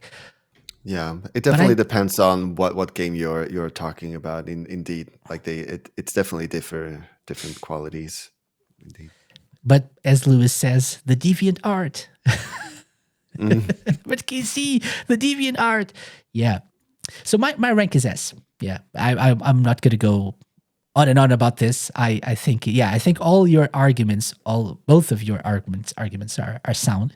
So Rav, what do you say? What say you? I'm gonna start this off by saying that I know that my sense of humor can be corrosive and very snide at times, but that's mostly just banter because usually I am very much a glass half full kind of person. I do look at the good side of pretty much everything. And this tier list is no exception. I feel like, judging from what I've just heard, especially, I feel like I am going to inflate every single franchise's score a lot. And starting with Sonic, I mean, I'm with you. It's like a clear S. There is no way around that. Because SD already said it, and you've said it, that Sega is Sonic and Sonic is Sega. Well, you stole that out of my scribbles from earlier today. So you stole my thunder. I mean, for millions of people around the world, especially in the West, that is the case, isn't it? I mean, and for very good reason, because the Mega Drive games, the trilogy, the quality and their popularity set the foundation for that. And the thing is, despite some hiccups, 30 years later, the Sonic the Hedgehog brand continues to has stayed like relatively unblemished. Like, it's still a very highly regarded brand after all this time, and that speaks volumes. I mean, I am aware that there might be a few annoying situations gameplay wise in the last few games for the last few years. But for me, that's very far from being a factor when it comes to passing this judgment. Because I mean, literally all of us here, and definitely everyone listening to us, and many others in the world will have uh, great memories from the Sonic games that they hold really dearly. And regardless of whether it's from the Mega Drive trilogy, the Sonic CD game, or the adventure games, or even the modern ones, which aren't as highly regarded, but I mean, For some, they are. yeah, that's true. Yeah. I'm sorry to Sonic Generations and Sonic Colors. I mean, with all due respect to all the other amazing IPs that Sega has developed through the years, I am not sure what else would be an S if not Sonic. Well, I am. that's my Okay. take. We'll see. We'll see. Okay, so if everyone is everyone gonna maintain their answer? So we have an S, an A, a B, and an S. I'm not gonna maintain my answer. Okay. I'll stick with I'm gonna raise one. I kind of want to raise mine like one step at least. When it comes to quality, I might have been a little too harsh, giving it a C.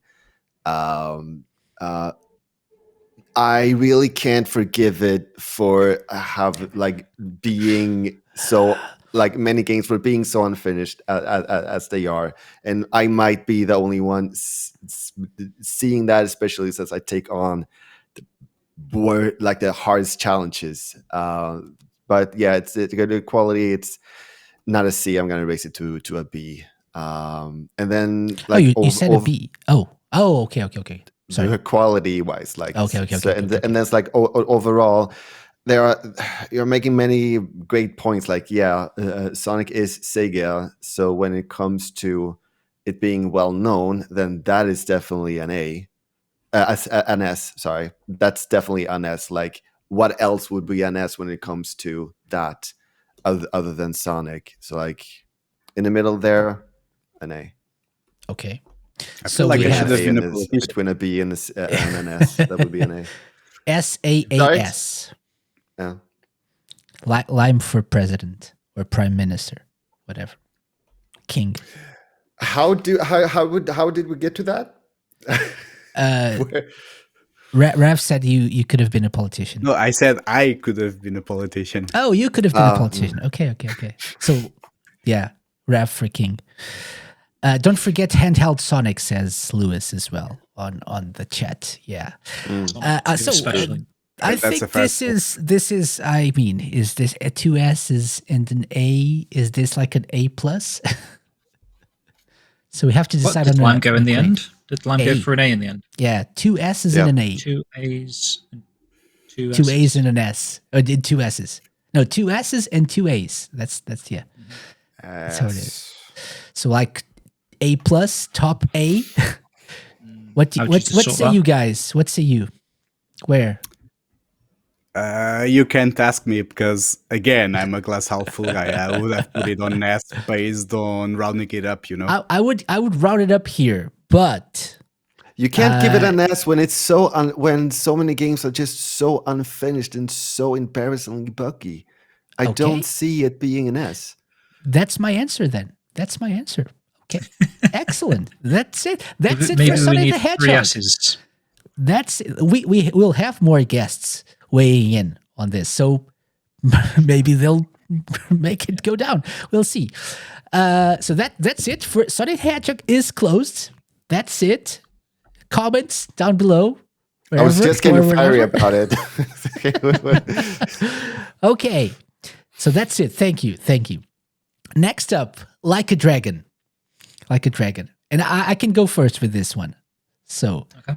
I think it's an S at this point. I think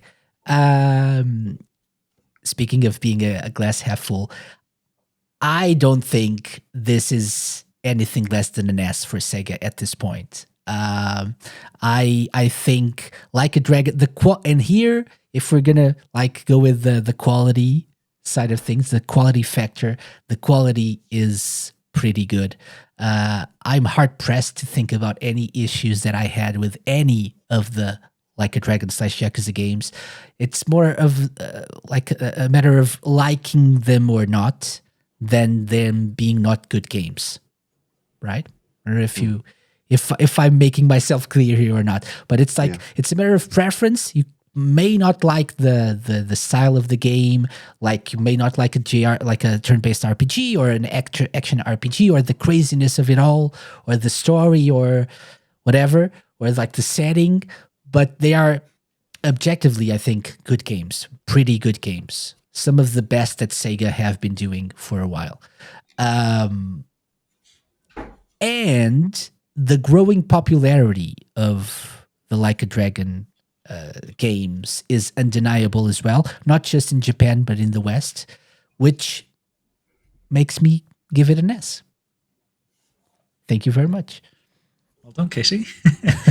So I went for an A on this just because I feel like, I don't want to say it's an overrated series at the moment, but if you go back to when it first started, so Yakuza 1 on the PS2, it's pretty bad, I think. Going off of Shenmue, you played Shenmue 1 and 2 on the Dreamcast, and then PS2 is meant to be this better system, and then you start to play Yakuza, and the graphics are worse. Wait, who said that? Fully voiced. Who said the PS2 is better than the Dreamcast? Well, it's supposed to be it's got a DVD drive, more advanced console of sorts.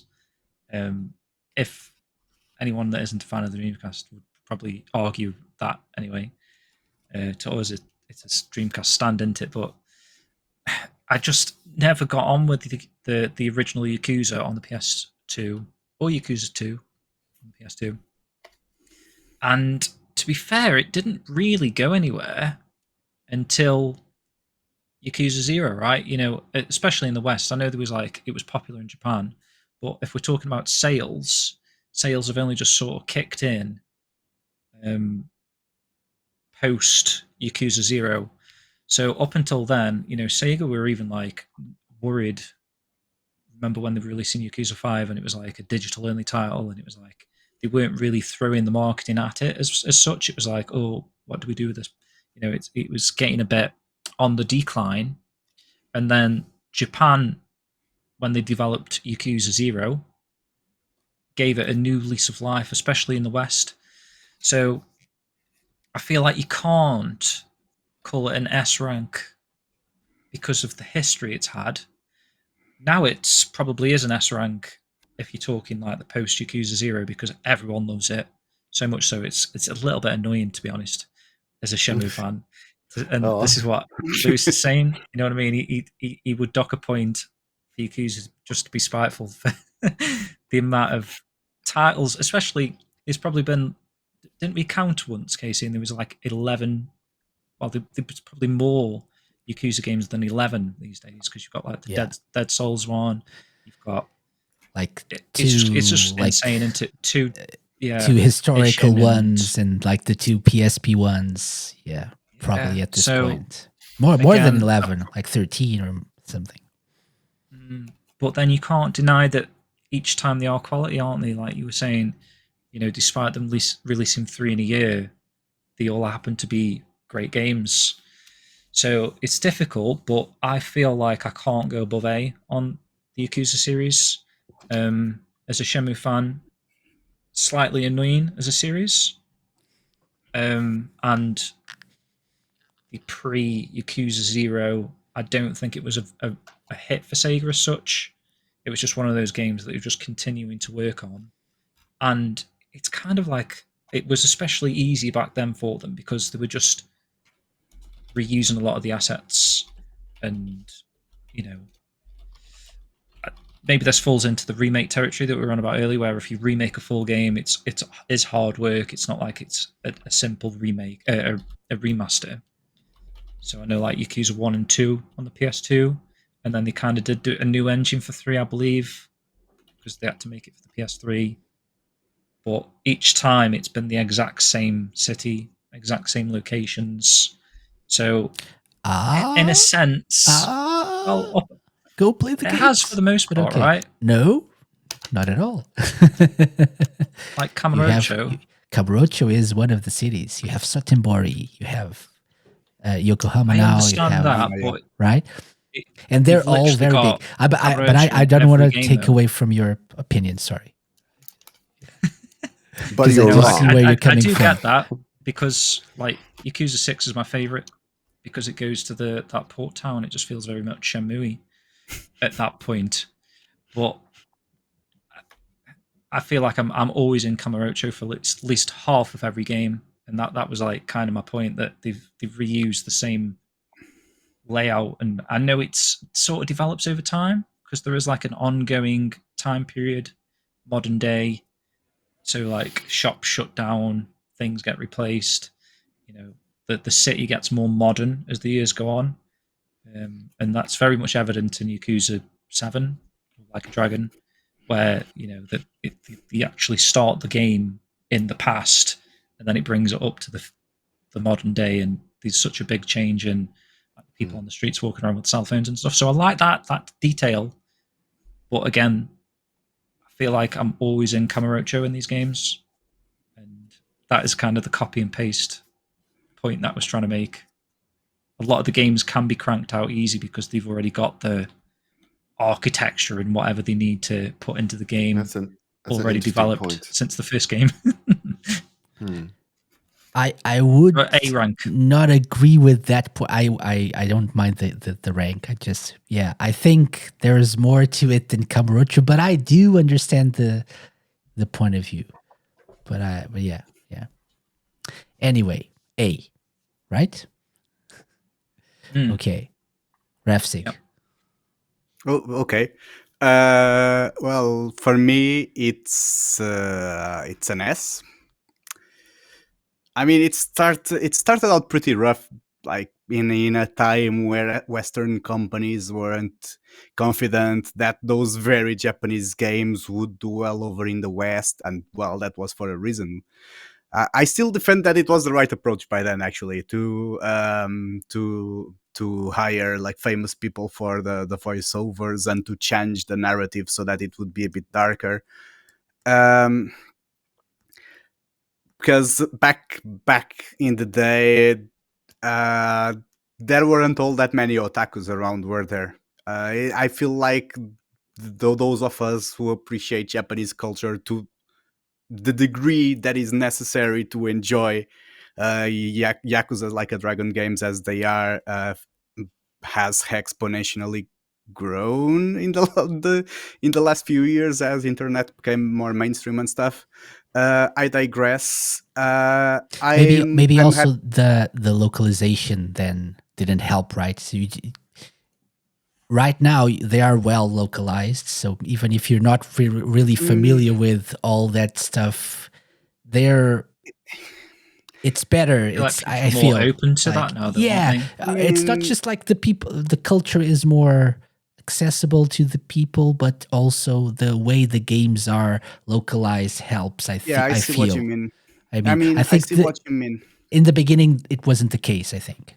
Yeah, and that's fair because that's the exact same with Virtual on Mars. By the way, the English localization, I still maintain that it killed Virtual on in the West because it was the bluntest translation I've ever seen, whilst the Japanese story was actually very interesting. But going back to Yakuza, that there was that situation, and there was also the way they were localized.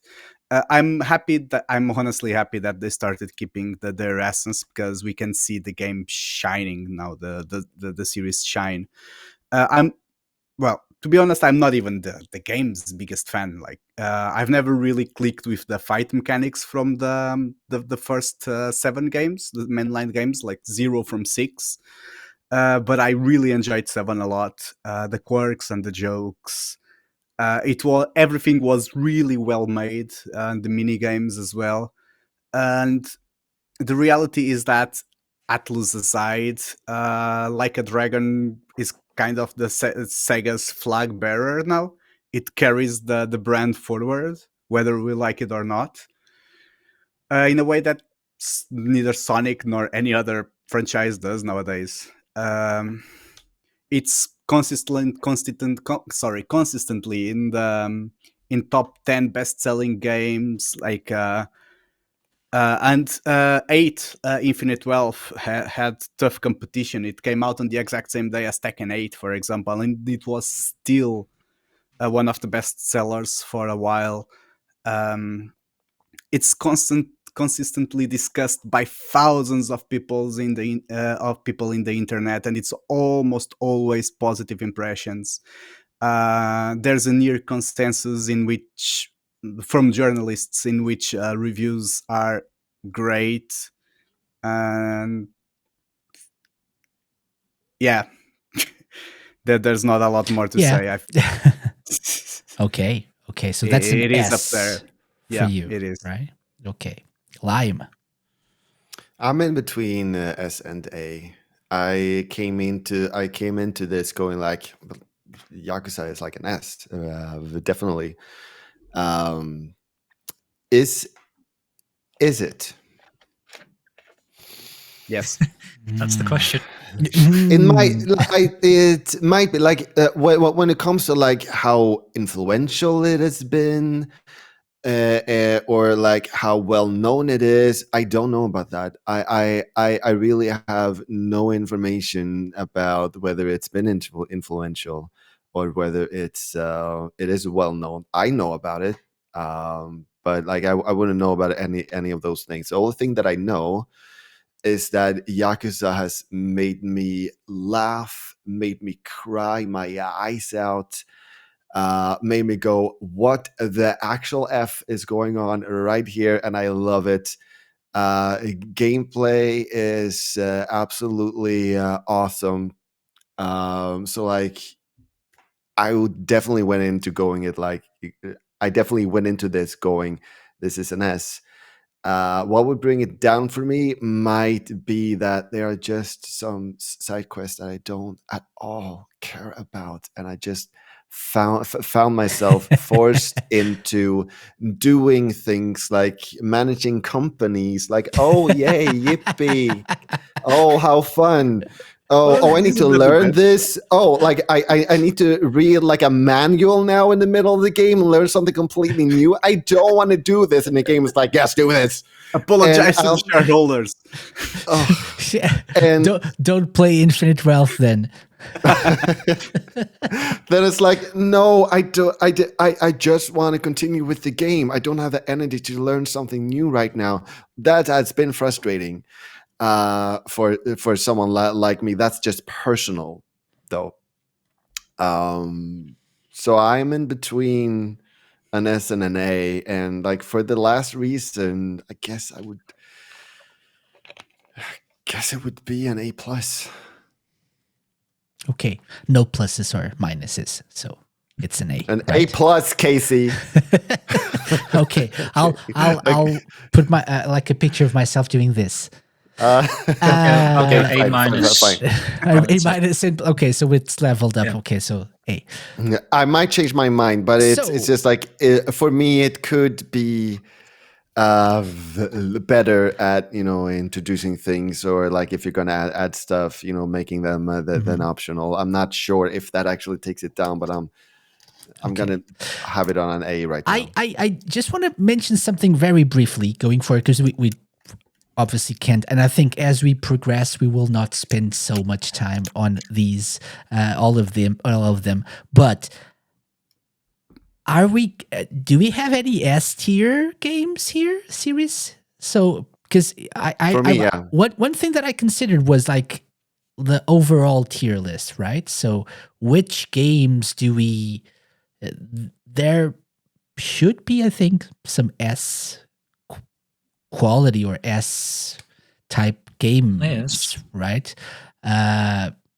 We'll get there, but right. So I mean, if we're not considering some of these like S's or A's, what are we putting up there, right? So that's just a comment that I wanted to leave here for consideration. So I think all things considered, SAAS. So it's up to the level of Sonic the Hedgehog with an A. But maybe Yeah, that doesn't feel ahead of right. Sonic. I Because know I what don't you're know. saying.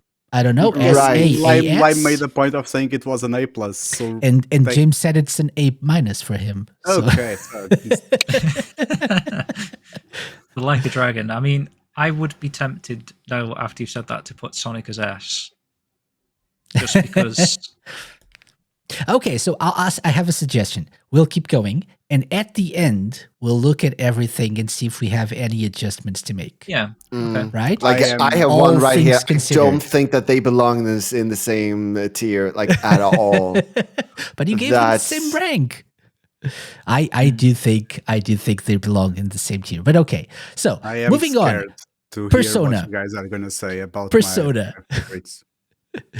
Okay, Well, Rav, let would me you go like to quick start with with this Persona one? then, because okay, James. Yeah. I've not really played them. So I played 20 hours of 5, and I really enjoyed it. It was a game that I did want to continue, but the daunting aspect of it being 100 plus or potentially 100 plus hour game, I didn't want to spend like the next 5 years of my life dedicating to one game.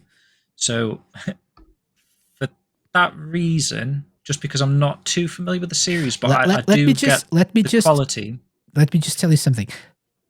I will not rank series that I'm not comfortable ranking. So if you don't feel like comfortable giving it a rank, you don't need to. I mean, perception wise, I know it's a great game. Everyone says it's an amazing series. Rav, Lime, UKC, all saying amazing things about it. Lewis in the chat loves Persona 3. I loved what I played of Persona 5. I know a lot of people like Persona 4. I just think on the success and the quality, and like I say, the perception that I have of this series, it feels like an A rank game to me, A rank series. So if you want to put it in as an A from me, you can do, or you can exclude me because I've only played one game. What do you think? Up to you. Well, I If you feel I would go comfortable from giving an it A, a I would rank? go for an A. Okay. Makes sense. Rav. It's an hat trick of S's for me. I mean, this is yet another very Japanese title that's been drawing tons of plaudits from all over the West lately. I mean, and it might be for the same reason that I mentioned before, which is that there are a lot more otakus than there were 20 years ago. Because 20 years ago, it was like a cult classic, like a cult hit on the PS2. And it rose from there to be one of the most acclaimed RPGs in the world. And even so, even when they experiment with other genres like the Muso game Strikers and the dancing games, they are rhythm games, right? And then there's the tactical one Tatica, and there's a fighting game which is Persona 4 Arena, I think. Like every time they try those spin-offs, everyone always seems to enjoy them, even those that are actual hardcore fans of that specific genre or subgenre. So there's not anything negative to say, is there? I mean, the RPG genre is one of the largest in the world. I think we all know that. And Persona 5 was considered the best of 2016 and one of the best ever. Yeah. With a lot of hard competition. And this renaissance we all know that the older games are being remade and being brought back to a global audience nowadays that wasn't there to appreciate it 20 years ago. And it's been selling, well, we now know that it's 22 million copies, isn't it? Yep. It is very popular. It is massive, and there is really no negative to point at it, I believe. Even if there's any negative, it's minor. It feels like a series that everyone agrees that is one of like the the flagships. largest IPs nowadays. Yeah, Okay, so that's an S for Rav. Lime. I promise this is gonna change soon. By the way, this flurry of S's. Lime. We're talking about Persona. Yeah. And I would give it a definite S. I would I see it like having all of the good things that Like a Dragon has, minus the irritating things that that I mentioned about Like a Dragon. So it would definitely be, for that reason, a higher tier for me. So S. Okay, this is interesting because I would rank it an A. Being completely objective here, I don't think it's on par with Like a Dragon in terms of like the overall Sega, right? Also, it's Atlas, but not considering even that. Casey is dead to me, says Lewis. Thank you, Lewis. Friendships will be lost tonight. I think it's massive in the circle of like JRPG fans, in the circle of turn-based RPG fans, which is expanding, granted, to include even myself these days, which is surprising.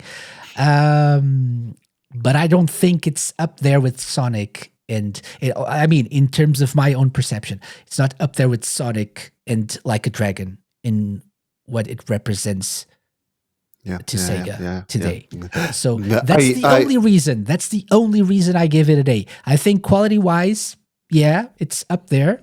I think it really is popular. Like Raph was saying, like 22 million copies sold. It's just amazing. I don't see it yet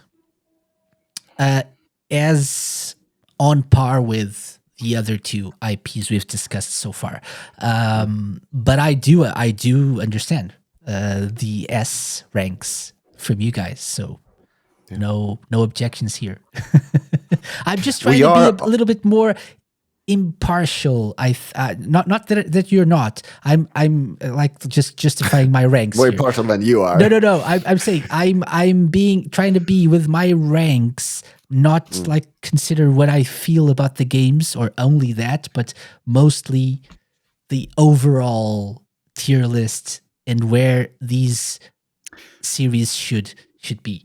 But I think an S is more than fair as well. Yeah.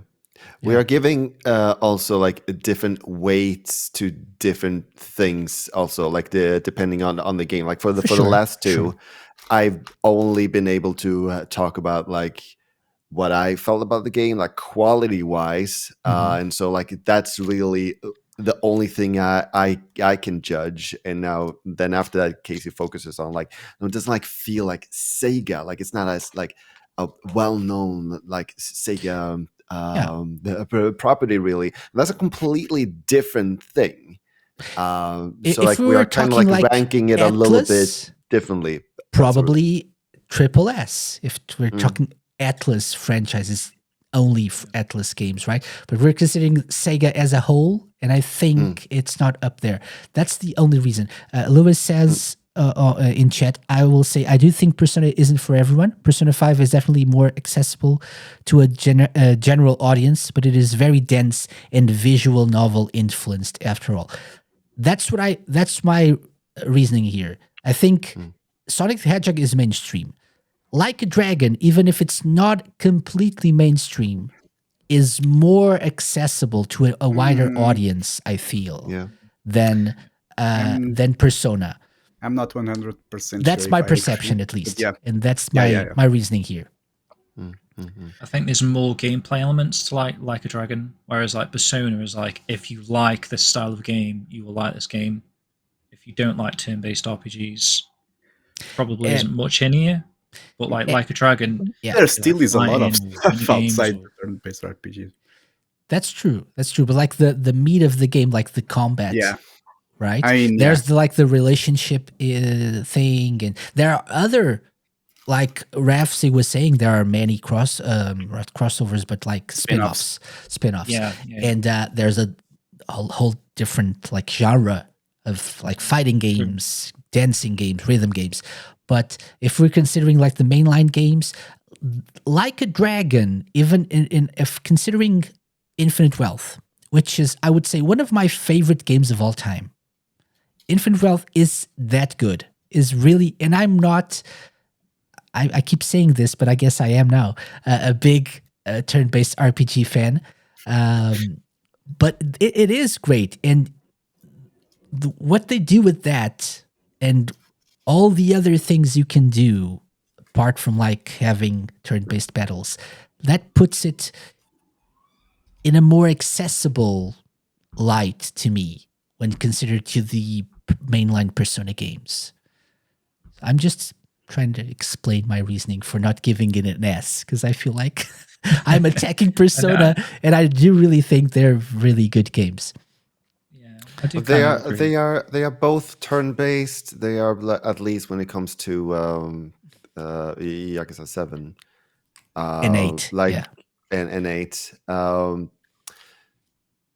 Tell me again, like what makes Persona less accessible? Because like they are kind of similar when it comes to gameplay and stuff. Not really. I think like the gameplay, Persona 5 probably is a little bit more accessible in every respect, but Like a Dragon has a lot of variety. It's more open world as well. Like you have the You have a lot of relationship side system still, right? Like as It you do also in has Persona, that like in a yeah. in a way. Yeah, And that affects the combat as well. It's like there true, are many similarities there, I feel. true, very true. Yeah, yeah. But considering that we have 2 A's and 2 S's, so I guess we know where this ranks, right? Oh, Yeah? For now, yeah. For now, For now, yeah, okay. we'll see. For where we now, stand. yeah. Okay, Puyo Puyo. Who wants to go first? I can can go. quick if you want on this one. I'll go Sure. with a D on this one because. but God. see, this was the thing. I was going through all the games listed here, and I've got favorites. I've got games that I could take or leave, and Puyo Puyo is a game that I could take or leave. It's not one that I'm rushing out to the store to buy the next game. You know, this Apple Arcade. It's added to my list, but it's not something I would have personally rushed out and forked £40 on to play. I'm more likely to buy one of those cool Puyo Puyo cushions that I've seen than the actual games themselves, if that makes sense. So Okay. I enjoy the game when I'm playing it, but I don't know. It's just not. It's not a series for me that I'm truly in love with. And so, because of how I've ranked my games on that sort of thing, unfortunately, it falls into a D for me. Boo, Puyo If Puyo, there was no boo. Puyo Puyo in the world, it wouldn't really bother me, I don't think. Oh my god. I mean, we Puyo Puyo really could have die. different sets Yeah. of standards, because for me a D would be reserved to absolute shite. Really? See, I was thinking a D I wasn't too would bad. I would say D is a bad grade. I think I would consider that. Yeah, but I don't know. I actually really quickly I gave it a B. A B. Personal feelings aside, I would give it a B. It's not really for me in terms of, as I said, I'm not good at it. I do enjoy it. I've enjoyed playing it with people at some point, but I can't justify it to myself to invest time and like brain power to learn those mechanics and stuff. I appreciate people who can and who are amazing at playing like all those chain things and stuff, but it's not for me. That said, I think it's popular, very popular amongst a specific crowd of puzzle players, it probably, I think, all things considered, Puyo Puyo probably perfected the Tetris mechanic and improved it in a lot of ways. So, like, prior to Puyo Puyo, I think Tetris was like the king of like puzzle games. For me, in a way, it still is, because it's very simple. It's nice for my very simple-minded person. But Puyo Puyo, I think, took Tetris and, you know, pushed it forward and made it even more interesting. So for all of that combined, I think it's a B. It's just not. And considering I had all of these, or at least two of these other IPs as an S, I would put this like 2 steps below the others as a B, but not See, not a D. The more opinions I hear on this stuff, like I'm not a tier guy person. Like, this is the first tier list I'm making, so I'm thinking I'm going to use all of the rankings for the games that we've chosen. So going off what you were saying, that if Sonic and Like a Dragon were putting at A, what is considered an S rank game? So out of these games, what are you considering lower than a B? If Puyo Puyo is your B rank, like, out of these games, are we going to rank any of these? I have lower Oh. than B. Yes, I don't have any D's. Just spoiler alert. I don't think Same. any of these is bad, and I consider Same. D to be bad. I thought I'll D change would be mine to bad. a C, Okay. because of like your guys ranking D as like absolute garbage, whereas I was just using the ranks because I felt like we should. Oh, there should be. Okay. Yeah. I think D is considered bad, I think, right? I don't know. Okay. But yeah. Okay, so we have a B and a C. Lime. I'm having difficulty judging this one. Like, I've played it. I don't know how influential it has been, or like how much it has been selling. So like, I wouldn't be able to judge that. I don't feel like I'm not able to judge the quality either. Like, how do you judge the quality of a game like that? So like, I feel like I can only lean back on my personal like feelings about it. And so my question would be, what's the rank for just absolutely indifferent? No rank at all. None. No rank at all. If you don't feel comfortable, I'm going to do that with at least one of these. So I mean, I do feel comfortable. It's just like my rank will be like, I don't really have any feelings about it, what one or the other. I wouldn't rank it if you don't feel Yeah, like you have honestly, any. my personal opinion is that it would be ideal for it not to be weighing on the other ranks in that case. Yeah, Mm-hmm. I would agree. I with would that. argue that B, which is in the middle, would be a rank like that. Like, it's not good, it's not bad. It's just like, yeah. So I like, think B is good. like, you don't really have any feelings about it, like good or bad, and so it's in the middle. Like, I will argue that that's a Okay. B. It's up to you.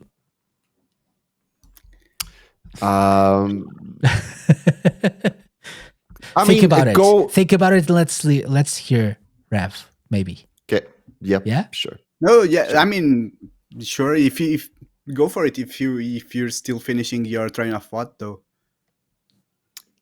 Let me put it at a B then. Like, with that motivation, like, it's like, it's not it's like a good game. Imagine Rav wants to give it an S. If you don't rank it anything, it'll be higher than if you rank it a B, and it'll push it lower. It's a game. I don't think it's bad. I don't think it's like it doesn't like speak to me particularly. I can't really judge the quality of it. So yeah, I would, for those reasons, put myself just square in the middle, which is B. Okay, fair enough. Rav. This was a bit of a tricky one to judge, because there is a distinct possibility that I'm not giving Puyo enough credit. But I feel like it falls considerably short of the three franchises that we discussed before. I mean, it's an interesting puzzle game. Like, it's extremely competitive, and the strategy is. I mean, it does require some brain cells, if to actually do it properly. It is high level. It is something that people should take seriously as like a brain challenge. Um, it's got Sega's trademark, like, bright and cheerful colors. I mean, the Puyo games have always nailed the audio visuals. Like, they are extremely enticing. Like, graphics are beautiful and colors are amazing. The music is really good. Uh, it's been very successful within the puzzle genre. The thing is that it, it it's not really a huge genre, is it? And it's never really felt like it was that groundbreaking. I mean, it innovated in some aspects, but before we had Puyo, we had other similar puzzle games. Like, Tetris was the first one, the pieces falling down from the top onto like an inverted rectangle, right? There was Columns. There was I'm not sure if it came before or after Puyo. I'm sorry about it, but there was like Pack Attack and Clacks and others of the sort. So it doesn't feel like Puyo was that groundbreaking. I mean, it's really good. It just doesn't feel like it transcends uh, the genre like the previous ones. So with all that being said, it's a B. Okay, fair enough. Mado Monogatari, which is the original Puyo series, the first game I think came out in 89 or 90. Okay, in that case, it's about so the it's same age as Columns. Probably maybe the same, like contemporary. I think I don't remember what year did Columns come out. I don't know. No, we can check. Anyway, it just a detail. 89. 89, yeah, for the arcades. So yeah, probably same year, maybe. Who knows what came first? I don't know, the chicken or the egg. I don't know. I do know we have 2 Bs and a C. Which What are you ranking, Casey? I give it a B already? I Yeah, think so. you were yeah, the I don't first know. yeah. You're just really saying I two went Bs after and you. C. Yeah. Oh, 2 Bs and 2 Cs. Sorry, 2 Bs and 2 Cs. Okay. That's It's what I free. meant. Yeah, sorry. Isn't it 3 Bs and 1 C? I think it is. No. Yeah. I was gonna say. Oh, you gave it a B. Sorry. Oh, sorry. Yes, you're right. You mean 3 Bs and B? 1 Yes, C. it So was it's a a B. B. Yes. It's a B then. Okay. There was a C. So it's like this, right? It's right below Sonic. I mean, I don't think what we said is I don't think the arguments presented here. Okay, but we'll see in the end. Okay, let's move on. Let's pick up the pace here. Virtua Fighter. And so I'm going to start with Ref for this one. Okay, cool. Okay. I was torn here at the start because I felt like giving an S would be maybe a personal preference thing rather than an objective appreciation of the series, Mhm. But I'm giving it an S anyway. Nice. Okay. Because, and you know why though? Please And you know that please no, but enlighten us. there is actually a reason for this. It's not just me giving an S to a series that I like. It's because Virtua Fighter, more than any other Sega IP, is like a representation of the time in video game history Mhm. when Sega was at the pinnacle. Like, it was technologically above the entire competition, like the cream of the crop, the pinnacle. When it came to video game development, groundbreaking graphical and processing systems, like Virtua Fighter, especially 1 and 2, but also 3 a bit, they were the biggest and the best again, technologically speaking, by far the best thing of their time, and it grew like a legendary status back then based on that. Um, it deserves to be cherished and appreciated, honestly. And it's sad that it's not the case here in the West. The thing is that it really still is a massive deal in Japan.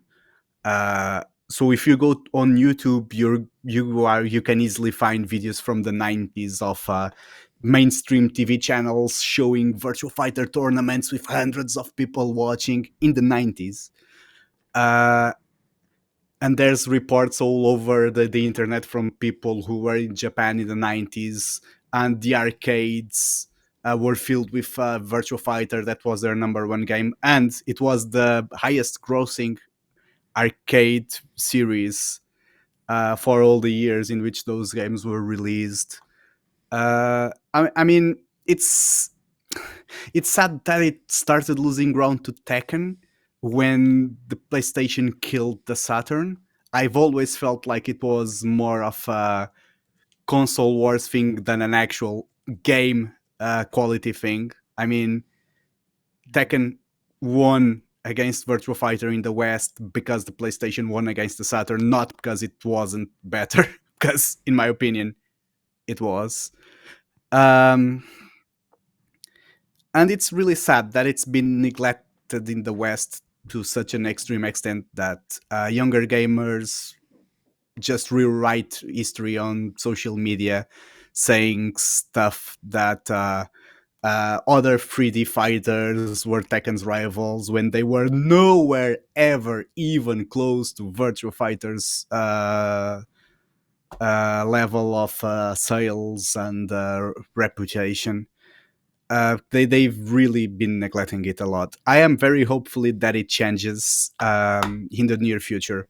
If there really is a new Virtua Fighter game coming out soon, I really hope that the Sega's brand strategy involves putting some focus into showing us Westerners just how huge of a deal it was in the 90s in Japan, with the first 3 games, all of them being at the top, like the most advanced games of their times. And I guess I'm gonna find that out soon enough, right? Was this passionate enough? This was really, really passionate. And Thank you. if you guys don't mind, I'll give my rank now, because everything that Rav said, I subscribe entirely. And I think I couldn't justify my rank better. It's a B. Because of all of that he said. Fair enough. No, I understand The what you fact mean. that it's We just- neglected, Yeah. brings it down to a B, right? So personal preference aside, in the West, you in go the to Japan West, and in the you'll see. West, yeah, that's it. I give it the same in my head. It's the same as Puyo Puyo. It's a very passionate following in Japan amongst the public that it's aimed at. In the West, not so much. I do feel like Puyo Puyo, however, probably, sadly, is I think Sega consider it a little bit highly or higher than Virtua Fighter in the West, because we still get the occasional Puyo game here, like the Apple Arcade one, like the Puyo Tetris crossovers. And Virtua Fighter, apart from Final Showdown, which was nice, right? It's something. But apart from that, we don't really get where's the Virtua Fighter 6? Where's like even that I mean, the re-release of 3TB Online, right? I don't know. understand why they'd want to risk a new game though, because the Virtua Fighter brand was always associated with innovation, and there's really not a lot to innovate anymore these days. So it's make it better looking. Like there's a new Tekken, there's a new Street Fighter. There's that's like not really innovation, is it? But no, anyways, but do you need innovation? I mean, that's what the brand is known for. think personally, the next game, if there is going to be a next game in the series, I think that's probably the make or break, because I don't know if you could gauge the success from Final Showdown in terms of how well the series is going to go moving forward. If they release a 6, Virtua Fighter 6, everyone goes nuts, then maybe it could sort of claw back some of the history it had. But like Rav was saying, you ask any kid at school, like, name 3 fighting games, they probably wouldn't even say Virtua Fighter. It's not one of the most recognizable series these days, which is a shame, considering how groundbreaking the first game was. Like the first 3D fighter, Yu Suzuki's a god. I'll just throw that in there. So just in preparation. I originally put B down for Virtua Fighter, but again, I'm going off like my ranking system of where I place these games, and maybe I'll stay with B for Virtua Fighter, just on that fact that we don't really know where it is at the moment. I feel like not so much like where's the next game, but like where is the community that's going to jump at this like they would for the Tekken community, a different fighting game community.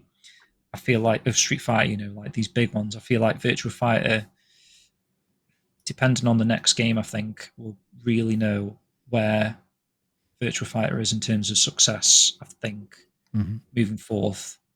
I mean, it's had its heyday back in the day when it was like the most successful fighting game, but these days Sega have kind of let it die a little bit, which is a shame. Yeah. I mean, I've seen people online discovering Virtua Fighter because of the Like a Dragon games, and that can be said for other arcade games that are in Like a Dragon, but it's really sad, right? It shouldn't be like that, right? It should stand on its own. Yeah. Okay, Lime. What's your take? I'm gonna leave myself out of this one. I have only played the game like a very long time ago, a few times at a friend's house, and I don't feel that's enough to make any kind of judgment about it. Fair enough. So this is tricky. BBS. What is it? Put it in A then, don't you? I think. Yeah. Is it the average? Does it belong here? Yeah, but put it near the last one, so the other ones aren't higher. And depending on how this goes, we can at the end move some of the others to S and leave this here. Okay. Things are gonna move around a lot, I feel. Few games moving. I'm regretting this already. Okay. Coming up next. Not controversial at all, I'm sure. Shenmue. Hold on, sorry. Yeah, sorry. Yes. Question. Yes. But what do you view the tiers as? Because there are very many different ways to view those. I'm kind of starting to view them as S, oh, very good. A, good. B, not good nor bad. C, bad. D, very bad. No, I wasn't like that. No, I would say D is bad. C, average. B, good. Okay. A, very good. S, amazing. Oh, okay. But that's just quality. I'm just seeing where I would. So if you're talking about popularity, not popular at all, average popularity, decent, good, very extremely good, very popular, right? So okay. I don't know. I've never done one of these before. Rev has, so maybe I'm not viewing this the right way. I don't know. I mean, it really depends on your perspective. Subjective. I am a glass half full person, but maybe others aren't. I would put D as bad, as the if something isn't really, because it's the last one, right? So D is for the stuff that's, please don't touch it with a 10-foot pole or something. I don't know. Yeah. I don't know. See, I didn't describe D that bad. Looking at the list, maybe it's the color. Maybe it's green is good, and red is stop. didn't- Should have Oh, changed the yeah, colors yeah. then. Should have changed the Mm. colors. So S is bad and D is good. That's what we're saying now. So yeah. So Sonic the Hedgehog is meh.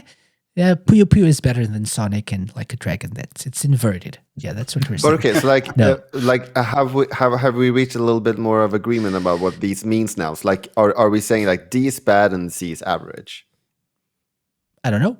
Is that what we're saying? But but then Seems like it. average compared to the others or average on its own. So it's all a whole different discussion. Mm. Let's review at the end. I think. Let's go with Shenmue and then we'll see. We can Yep. move this around throughout the season as well. So no worries if we need to change. It is a definitive tier list though, so it's important. But okay, but don't worry. So Shenmue. So with that in mind, James. Casey, can you just scroll up the page a little bit because I'm sure there's a tier above S. So like this. Where's it gone? Is it gone? It's there? gone. It's gone to the sky, to the heavens. Well, I'll keep me short and sweet because everyone knows what I'm going to put Shenmue. So S has to be No arguments for me. greatest video game ever made in the history of time. Okay, so Phantasy Star. Life changing. I'm sure Casey will agree with me as well. Like, No one else's opinion matters. Life changing game. So yeah, that's true. That's very true. That's very true. Okay, who wants to go next? I'm more interested in other people's thoughts on this because nothing will change mine. Okay, I'm embarrassed to say that I have never played a Shenmue game, and so I can't judge. okay. Rav. So Casey, it's gonna be a C for you, isn't it? Okay, so you want me to go first? I wanted you to Okay. go first. Okay, I'm gonna go next then. It's funny because I am finding out that great minds think alike and SD thinks a lot like me, or the other way around, because it's not the first time that he's written something on Twitch's chat that is pretty much what I had written down on my notes, which is that so SD said, for me, everything that's just been said for Virtua Fighter is also true of Shenmue. And my notes started with, I've already mentioned that Virtua Fighter was groundbreaking and it was a major reason why I bumped its classification up, so it's only fair that I do the same to Shenmue. So yeah. So It's an S. hold that thought. I mean, Surprising. no, I mean back in its day, you could barely. I say barely, but you couldn't find any other game like that, right? It was like, I think, first steps into an open world when it came to console games. At least there was a wide variety of gameplay mechanics and mini games. Felt like it simulated real life. I might have been a bit too impatient to actually enjoy it as much as the game deserved to be enjoyed. But I can totally see why people would fall over heels for it, like you two have. I do understand why it became a cult classic. But objectively speaking, I'm afraid to say that that's pretty much a niche. As in, but the sailor thing, right?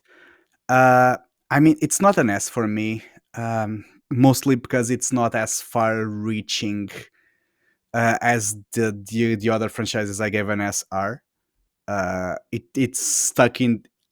It's stuck into its own relatively small bubble, and nobody else seems to appreciate it.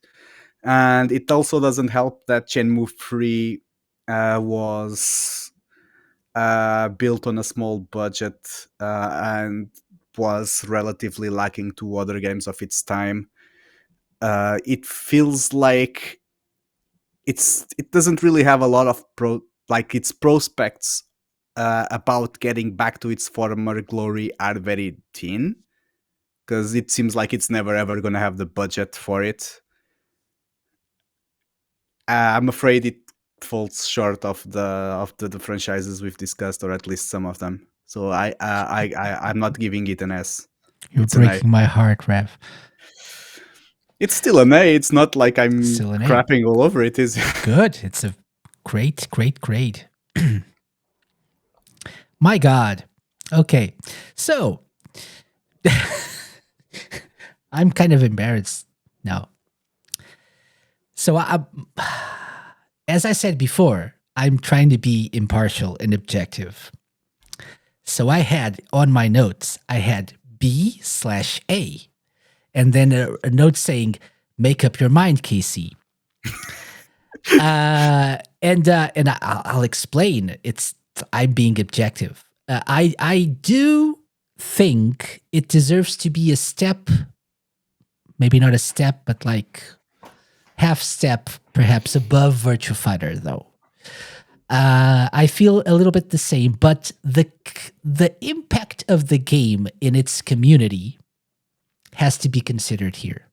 I feel it might not be the biggest community, but a game that has that impact on a group of people all around the world that like travel to a far away place to visit the sites and go to the same places, that put their money where their mouth is, and are still pushing for vocally for a new game. I think it matters in this case, objectively speaking. I do feel though that everything that Rav said is true and to be considered. We did have the animation not so long ago. We did have 3. We did have 1 and 2 HD. People are still playing those. Are we getting a new one? Hopefully, we don't know. I do feel it's not yet at the same like point of neglection from its creator, not Sega, but from the creator, than Virtua Fighter is from Sega.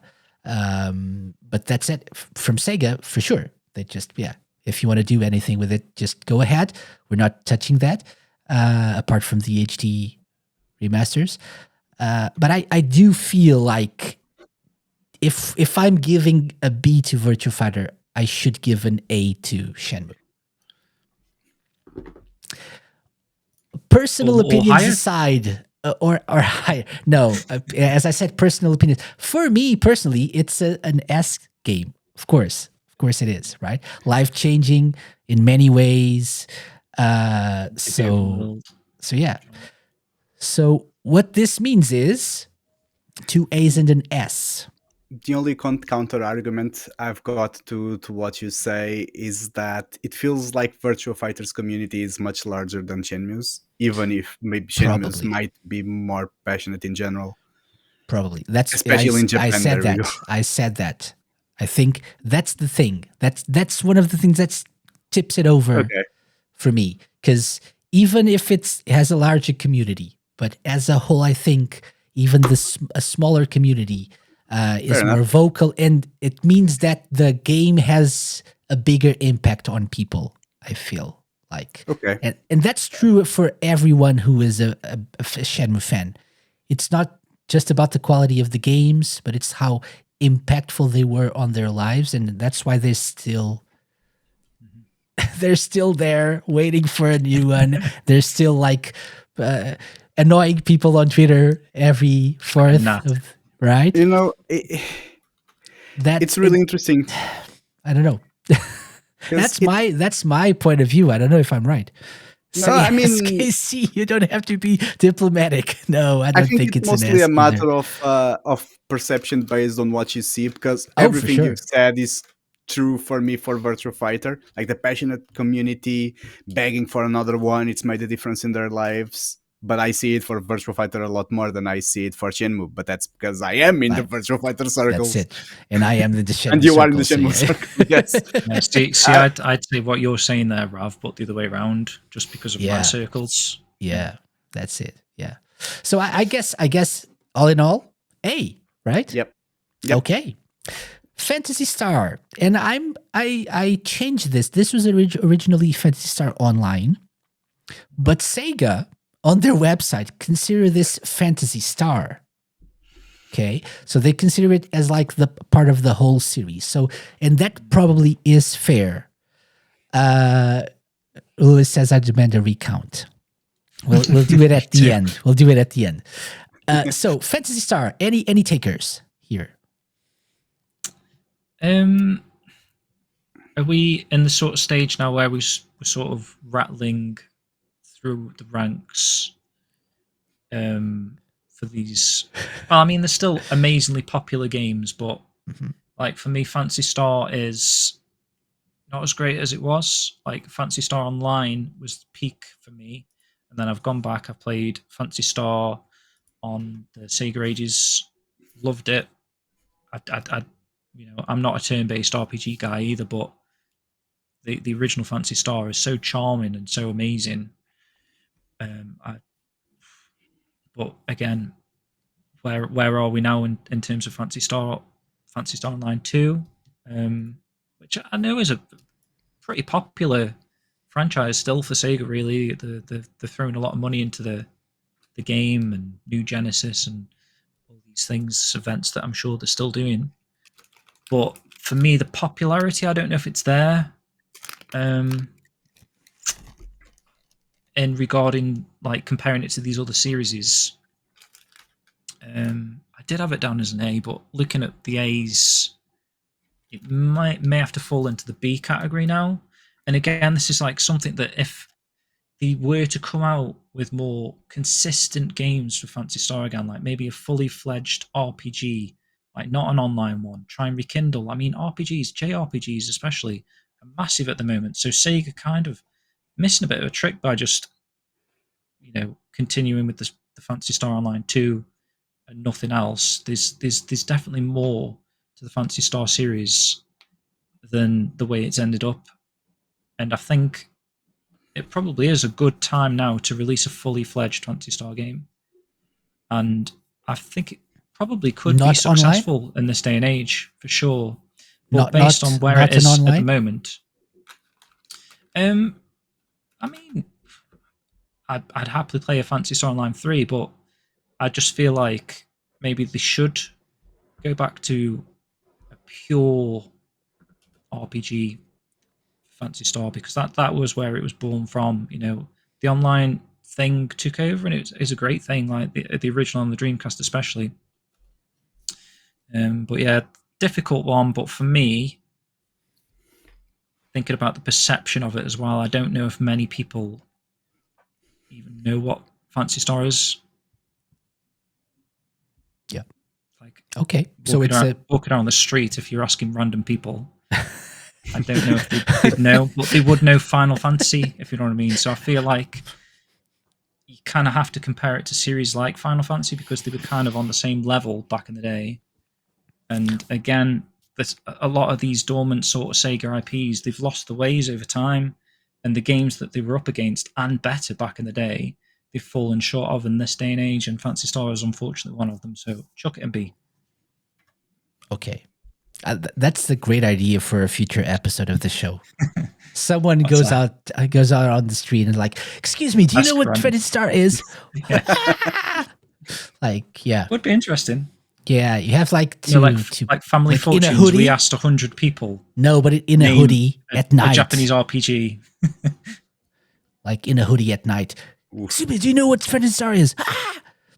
Would you like some Mace Phantasy Star? No, that's even worse. No. I'll show you. The first one's free. Like maybe a box art, but without the name, like the name redacted. Like, what's this game and what's this game? And they go, oh, that's Final Fantasy. That one, no idea. Probably. Okay. Lime? Yeah? Any opinion on this one or not really? I don't have any opinion. No. Okay. I'm leaving myself out of this one too. Okay.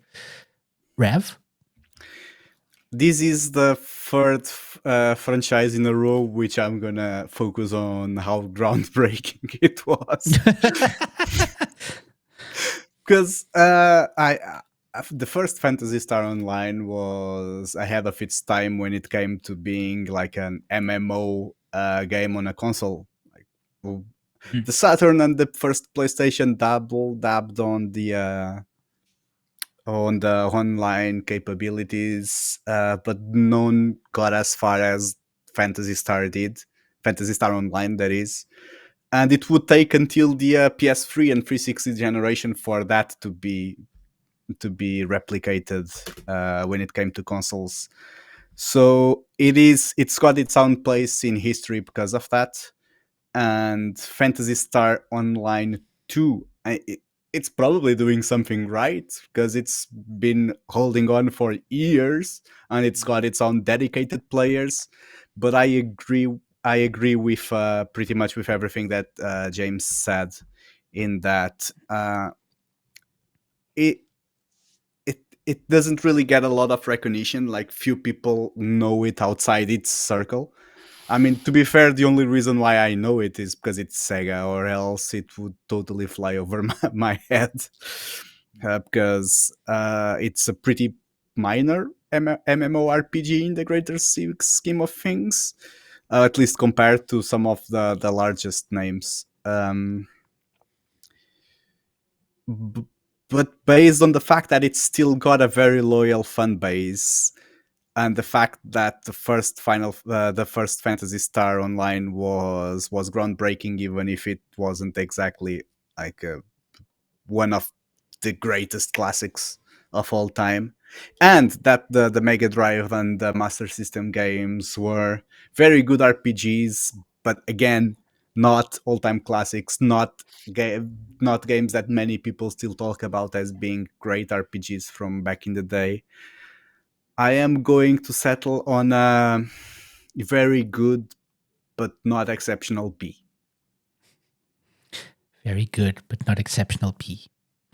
And we have our first, uh, you know, first true B. Our first true B.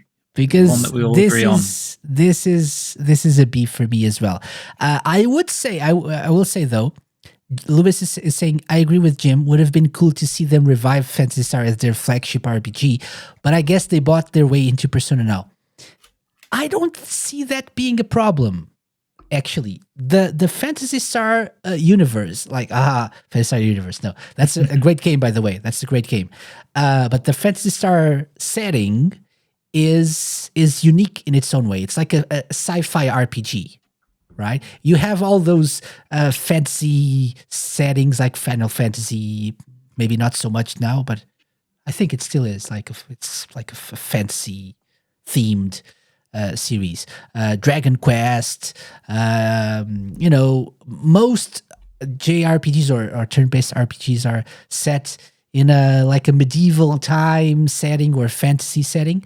This is a sci-fi setting, so that works in its favor, I think. And it would be nice to see a proper modern turn-based RPG in the series with the lore, with all the nods to other characters in the series. Because the story in these games was pretty strong as well. Even though I'm not too big on these games, because turn-based RPG. But I agree with James. The Sega Ages version of Phantasy Star is the way to play them. Play this particular one, the first one. The quality of life improvements make it so much better, and maybe you won't have the issues that you would with playing the original on the Master System. So B for me, right? Yep. Okay, so I've just made an executive decision. Here, we're gonna go through halfway through this, and then leave the rest for another show, right? Because this is turning out to be a more complicated discussion than I thought. So we'll have all of you back soon, like in a couple of months or so, to continue this, right? But let's try to go till Monkey Ball. Sounds good? Sounds fair? Sure. Yeah. Sure. Okay. Sounds good. So Next up, Football Manager. And I'll go first because I haven't been first in a while. I'll give it an A. Okay. I think I'm not sure if I'm being too positive, but I think it deserves an A for the massive community that it has behind, the quality of the games, the influence that the game has. I was actually looking for a nice picture to create this, like the Football Manager picture here for this tier list, and I found a story about a manager that manages or became a manager of a French team because of Football Manager. Okay. And so It's a cool it's story. like real life clubs use Football Manager as a way to scout players, like unknown players. So it says something about the quality of the game, the influence it has, and I think it's a massive franchise in terms of players. It's like player numbers on PC, of course. I don't think it's that big on consoles, although Sega has been releasing the recent games on consoles. But nevertheless, I think it deserves an A. That's my 2 cents here. See, it's nice in a way going after someone that's ranking, because hearing your views there, you've upped me slightly, because I was going to kind of start a bit negative just because it's not my cup of tea, and I shouldn't really be basing these ranks on what I like to play, because there is a bigger picture out there that it is a successful series. It's going to get sales instantly because it's a football manager, and probably one of the few of its kind actually these days. There's not many management based football games that have got the appeal and the instant recognition. It's like it is a franchise that's recognizable throughout the whole global football / soccer, community, if you want to call it. No slash. It's just football. Yeah. No slashes. Yeah, I was Yes. just in case we got some American listeners that might not know. We what I'm on do, about. we do. Most of them, but yeah, deal with it. So you went A. I'm still gonna go a little bit lower than that, because I feel like there's nothing too groundbreaking with each release. It gets updated. It's kind of like FIFA, how it gets like squad updates, personnel updates. FC, But please. in terms of like the overall, I mean, obviously the graphics have improved over time, but not on the extent of like, wow, look at this photorealistic. It's like I'm watching a match that I'm managing. It's still very much grounded in, I guess, just so anyone can play on the PC, they don't want to over extend the graphics, right? They're not known for the graphics anyway, is what I'm trying to say.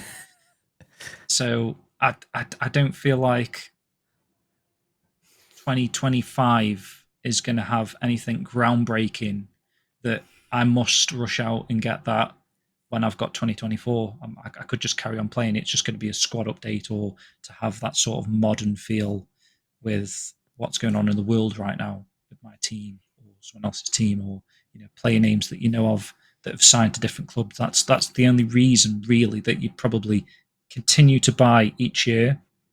So for me anyway, what did I say? I was going to rank it a B. Okay. I think it's a very successful series, but Fair. my own opinion brings it down. Yeah.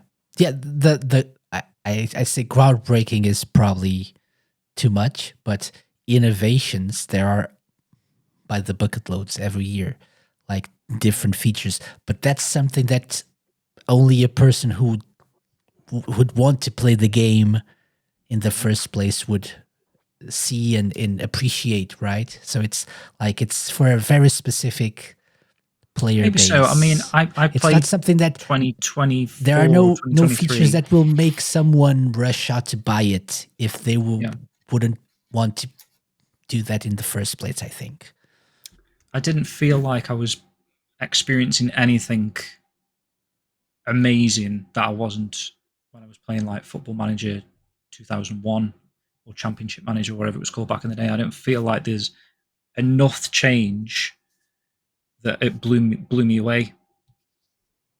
You know, if you went back and played like FIFA 98, I get it. I get FIFA it. Yeah, 24, for sure. you'll see these, a huge change in everything.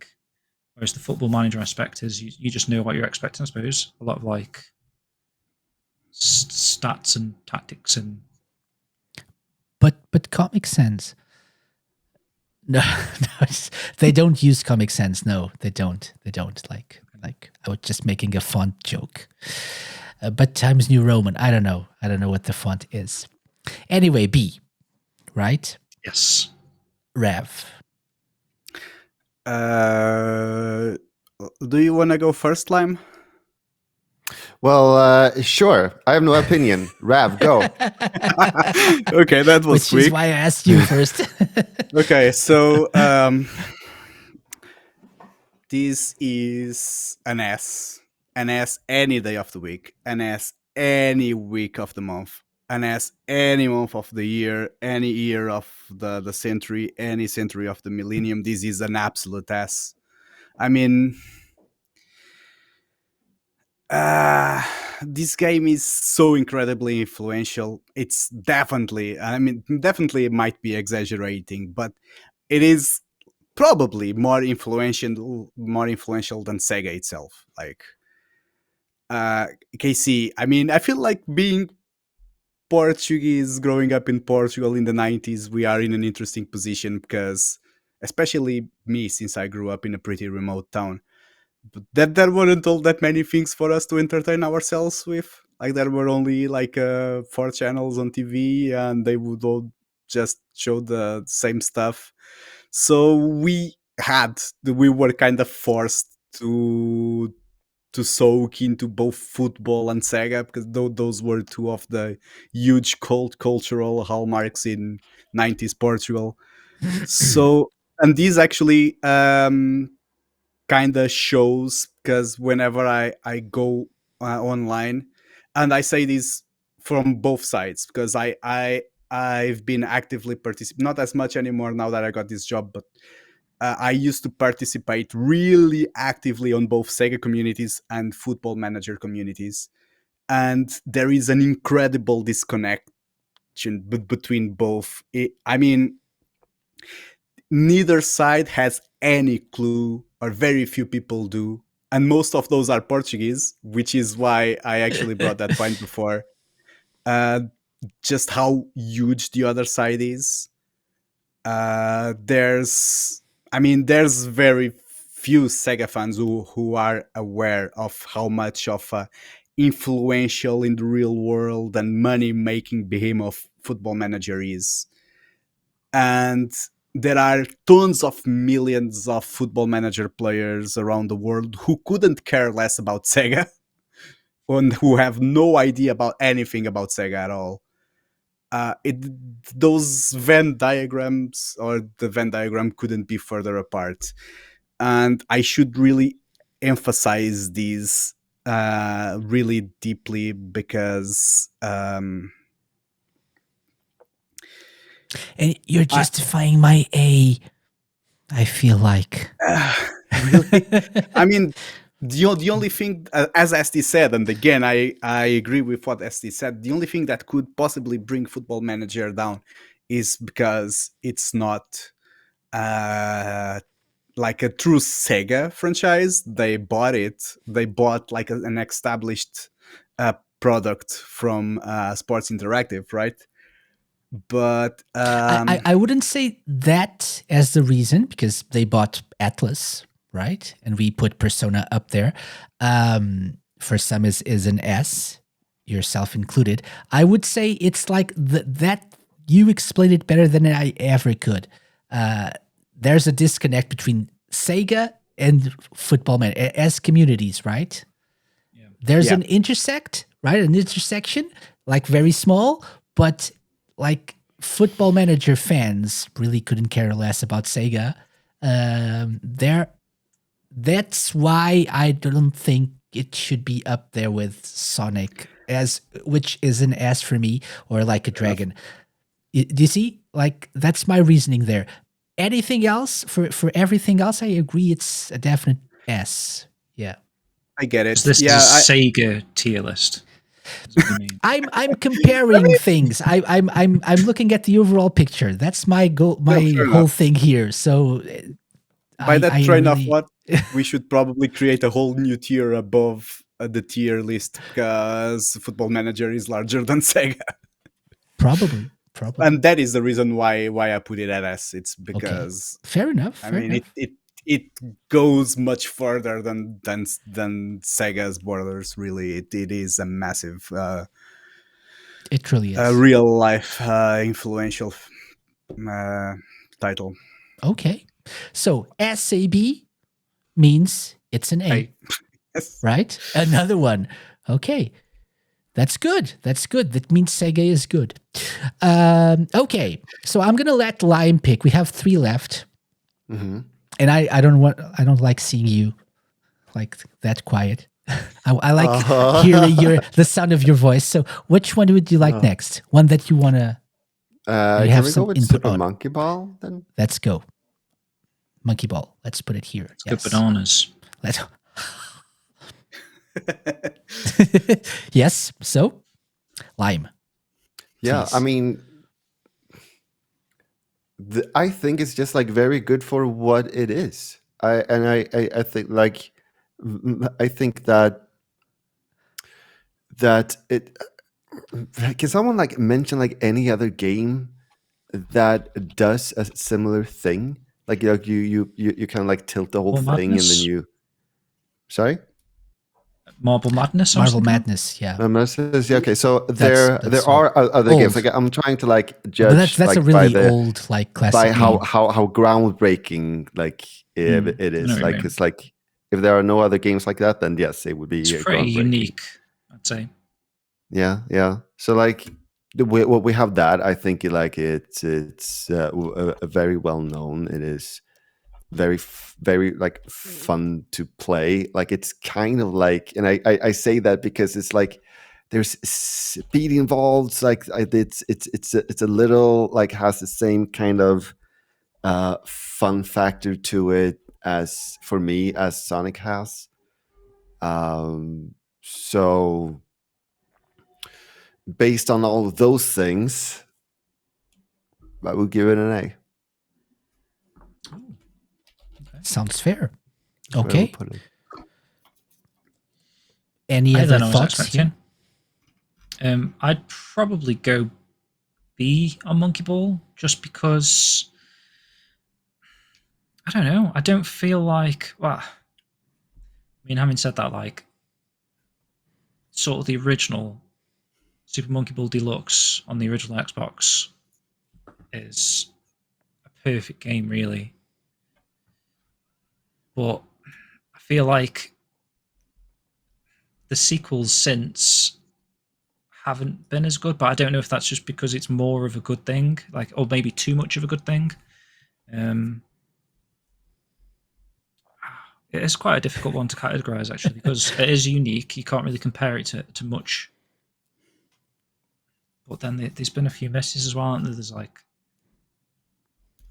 literally the last Banana Mania or whatever was like a good Monkey Ball game since like Monkey Ball 2. I liked it. So,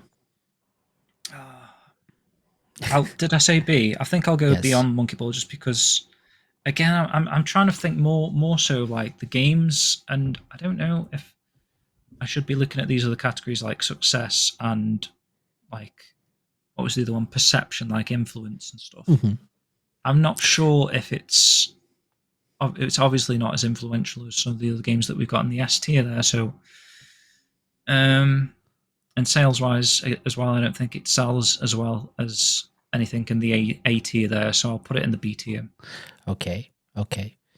I'm gonna say B as well for Monkey Ball, right? As a whole, I didn't get into Monkey Ball until recently, so I missed all the hype, like the GameCube hype that I think was like those were the golden days.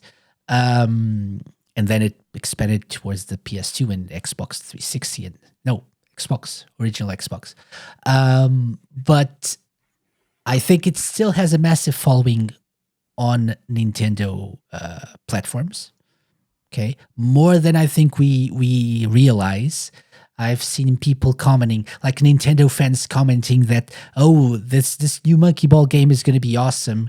Back to the roots of Monkey Ball back in the GameCube days. So I think it still has a decent following there. The games, I think, quality-wise, I don't think even the ones that are considered lesser are not bad games. So I think B is a nice middle ground here.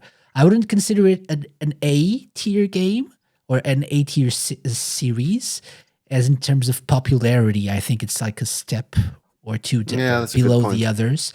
But other than that, I think it's a pretty good one. And one that's had more support by Sega than Shenmue or Virtua Fighter, sadly. So, right? Rubbing salt in my wound. Yeah, in mine, all things considered, I think B is a pretty fair grade here. That's my take. Is that because it's cheaper to make a new Monkey Ball game, do you think? Obviously, like Shenmue... Could be. I think, we're talking about perception here, right? So, is Sega's perception different than ours? Probably as well. Like cost, budget, and then the sales are the factors, aren't they? So for sure, but the sales they think they will get, right? It's always there's always a risk here, and if they think there's a bigger risk with Shenmue, which probably there is, or Virtua Fighter, which probably there is, they'll stay away from it. And I don't know. I think they must have been generally happy with Banana Mania for them to go out of the way to make another new Monkey Ball game so soon. For sure. So Rav, where do you stand? I am standing on the B as well. Okay. like you two. I don't really have a lot to add to what you said, because what everyone here has said, because it's pretty much the same. It is a very interesting franchise. It's got really interesting games. They are really fun. It's like trademark Sega, in which it's bonkers, it's bright, it's colorful, it's extremely cheerful. The music is great. It is definitely like it exhales Sega, and but the fact is that it's, even though the concept is pretty interesting, I don't think it reaches out that far. It's not all that it's never been that influential. I mean, most of the titles that I've given S or A were like exceptional at specific points in time.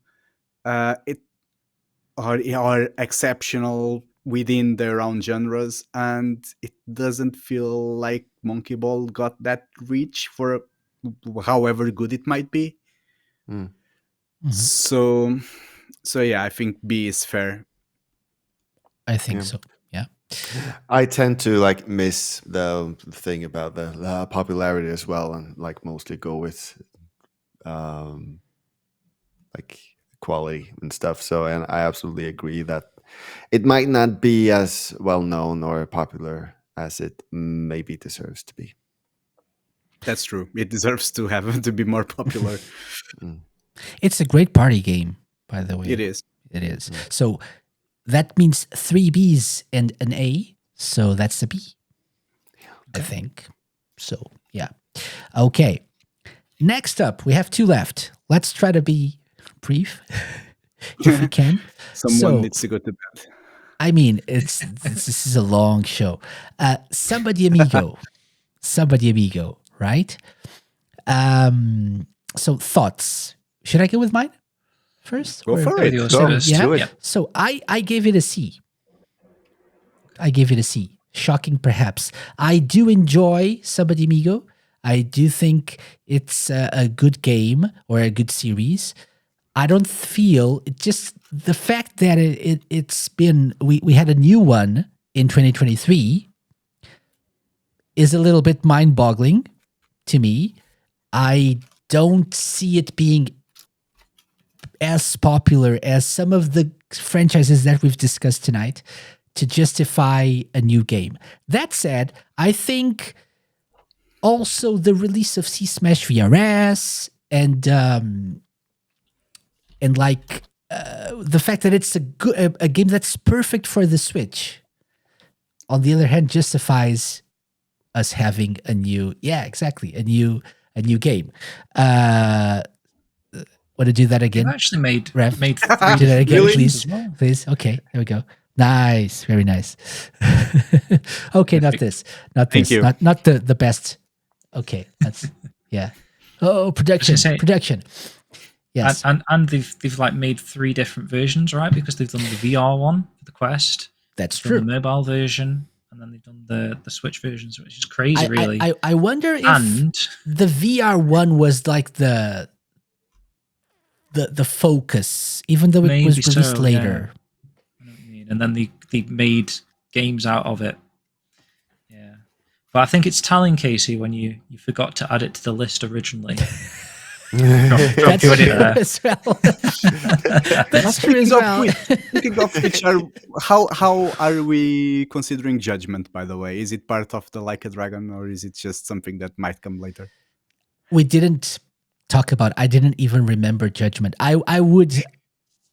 Yeah, no one, and not just me. I asked you guys if there was anything missing. No one remembered Yeah, I Judgment didn't either. think of it. I didn't think of it either. Yeah. But I would say we could add this later, but we So, could yeah. also consider it as part of the Like a Dragon series. It's in the same universe. I don't know. Dare Maybe you something do to that? consider. Yeah. You might have. I- You might get many fans against you if you do It's that. okay. Yeah, I wouldn't say because I haven't played the Judgment games yet. Something to do. It's in my to-do list. That said, Samba de Amigo. Yes. To try to wrap this Yeah. up. So quick. I'll go with a C. I really enjoyed the first game on the Dreamcast. I was ecstatic getting the peripherals back in the day, but since then, it's not really a franchise. I love the characters and I love the Sega-ness, but I don't know. There's something about it. It hasn't really stood the test of time for me. So C. See? Okay. Lyman Rav. Who wants to go first? I haven't played it, so I got. Okay. I'm That makes it easier. out of it. It's a Rev? tricky one for me, because in one hand I want to give it B, but on the other hand I feel like the games I've been given B deserve higher than Samba de Amigo. I mean, Sega clearly rates it really high because Amigo is in every single bloody all-star game. That's true. and the same with the music and the stages. I mean, could that and I see why, because it had its own controllers for the Dreamcast, so it was pretty unique. And I value innovation when it comes to these tier lists. But the thing is, it didn't really go. But it didn't really go up from there, did it? It had the Wii VR version. game, and yeah, There was a Wii version. that's true. Yeah, the we Wii. tend to forget, myself included. And yeah, and then there is this Switch release that was kind of low key. So yeah, so Great game though. Great game. I know, I definitely believe that. It's just that I don't think it was a huge deal. So yeah, so Yeah. it's a C. Okay. So we're all in agreement here. And we're going to put it in C. Okay, last one. Hatsune Miku, which was a bit of a last minute addition. I was browsing through Sega's website and I saw, oh, Hatsune Miku. Okay. Yeah, we should actually do this because it's a bigger deal than sometimes we think. So anyone wants to take this one? Has anyone but me played these games? I've played quite a few, to be fair, but Oh, it's still okay. difficult. I still feel like I haven't played enough, even though I've played the VR one. I've played whatever the other games are called, like F. I know one ends with an F on the PS3. Project Diva F, F Second. Yeah, so I've played like maybe 3, maybe 4. But I still don't feel comfortable talking about it. So it's a weird one for me. But I understand that the success and popularity. It sells out audiences in Japan just to watch a virtual girl dancing on a stage, which is crazy. The music over the years is super popular. There's people that dedicate their lives to like Miku as well. It's also it's like one of the highest, probably up there as one of the most worn cosplay outfits, I would have thought. Which maybe that means something as well. I don't know. What did I put it down as? I don't think I wrote it on the list because I think you added it as a last minute thing. So putting you on the spot now, what would you say? I think it deserves to be higher than Samba de Amigo for sure.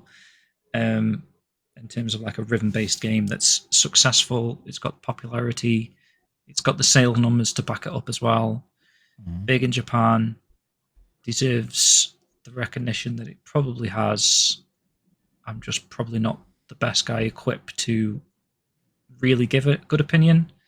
So for that reason, I don't want to pass on it because I've got enough of an opinion to give a rank, but I'll probably chuck it in B, looking at what we've got on the board already. Okay. But Fair enough. Sales and success, it maybe could be higher than that, based on some of the conversations we had about Football Manager and stuff. So, okay. Lime. So based on, if we say that C is average, and putting in some of the arguments that James just made, like people cosplay as it, some people dedicate their lives to liking it, like it has like. I'm not sure I can say that it's well known, but the people who like it, they definitely do. Plus that, like the music is kind of good. It's like it's music that you can very much listen to. So like I would put it for that reason not on average. I would not put it as a C for those reasons. I would put it above, so I would put it as a B. Sounds good. Rev. I'm skipping this one because I've never played any Hatsune Miku game. I have no interest in doing so, and I cannot in good conscience shoot a random ranking off my hip and have it sway over people who actually know what they're talking about and their rankings. Okay. I gave it an A. For most of the reasons already stated. The games are good. The quality is top notch, I would say. Also, I think it's important to note the popularity of this series is really massive, right? So I don't think many people understand how popular, like things that James said here probably were a bit of a surprise for people who are not in the know, right? Who don't know what Hatsune Miku is. yeah, like old Japanese men going to watch the shows, right? Right, like the simple fact that there are live shows with people just like standing in line to watch a virtual doll. Yeah, I'm sorry, Miku fans. Not saying this in a bad way, just like telling it like it is, I think. But the fact that happens, I think, should be an indication of the degree of popularity of Hatsune Miku. That said, I think it's a little bit like Football Manager. So there's a bit of a disconnect. Maybe not as much, but a disconnect between Miku fans and Sega fans. So some Miku fans aren't Miku fans because they know it from Sega, which, like, I know this because I'm a Sega fan. I played the games because they were Sega games. But I would say there's a larger number of people who know of Miku because of Miku and not because of Sega, and couldn't care less about Sega as well. I think that's my perception, at least. So I give it an A, but that said, with 2 B's and an A, it's a B, right? Yeah. So it's here next to Puyo, Phantasy Star, Monkey Ball. There we have Hatsune Miku. Okay, very briefly, peeps, very briefly, do we want to make any adjustment before we close this first half of the tier list? Or should we do it at the end? I want to we change. understood the tiers. We should probably move. The show is almost 3.5 hours long. So if we could be brief, we'll continue this discussion another day. I think I gave Like a Dragon an A, right? Yes. I want to change that to an S. Okay. Because I wasn't really fair about it, because like I took into, because like Sonic became an A because I took into consideration like the popularity as well. I did not take that into consideration with Like a Dragon, and when I do that, it definitely becomes an S. So I want to change that answer. Okay. Yeah, and then so that doesn't really change things, but okay. I would change Sonic as well, because if we're going off popularity, like you guys have said, Sonic is Sega, so I think it has to be an S for that reason. And then similar thing with Like a Dragon series. I think those 2 series are pretty much holding up Sega at the moment. Maybe you could probably argue Persona as well, especially with the sales figures that we've had. I'd probably tune up my scores of A's to S's for them pair. So Sonic becomes an S? I would now change to an S personally. Okay, for you? Yeah. I'm Like a Dragon remains an A, or change it to an S? I'd probably turn that up to an S as well, from now that we understand, or now that I understand the tier system. Okay. And Persona, you mentioned that as well. I'd personally keep that as an A for myself, just because it's a very specific audience that enjoys that games, I feel. So I said Lime's change didn't change anything, but it did. Anyway, the fact that James also changed Like a Dragon makes Sonic has 3 S's and an A, so clearly an S. And Like a Dragon gets 4 S's now, so it's an S, right? So I would probably, to be fair, right? Judging by I think overall, our ranks. that looks a lot fairer. Okay. But we don't need stuff. to do that. We can do this. Go by order in which we added them to the list. I was going to suggest, if we were ordering them from left to right, even within which tier, I would suggest that Virtua Fighter goes all the way to the right, because it's clearly the least consensual out of the A tier. But if we're not doing that, then that's fine. I don't know. Maybe we should, right? So this is like this. Persona is definitely the first one here. Virtua Fighter, I think, yeah, you're right. It should be here. Football Manager, probably here. Probably. Sorry, here. And Shenmue. Chance we could bump. No, it's the other way around. Yeah, I think that's Shenmue like this. Persona. Shenmue up to an S, maybe. If anyone wants to change. We lost Lewis by that stage, by the way. Yeah. Yeah. Lewis is, it's like, he'll never listen to this again. You'll have to get Lewis as a guest spot, and then it will. Yes. Okay, so this, The- I think, even if we don't change anything else, I think this looks much fairer. I don't know. Any other change you want to make? I can make like a comment Yes. because I feel like I was very harsh on Sonic when talking about Sonic first, and I just wanted to explain that in my mind, everybody already knows that I love Sonic. Like I'm 100% in the games, for heaven's sake. So like in order to argue at all for my rank, I would have to explain the things that might surprise people, like why I would not have an as an S, and like that's Yeah. why I only focused on the negative things. I hope that that's Okay. Okay. under No, I think understandable. That's oops. why I mentioned those things and like not like all of the positive things that are there.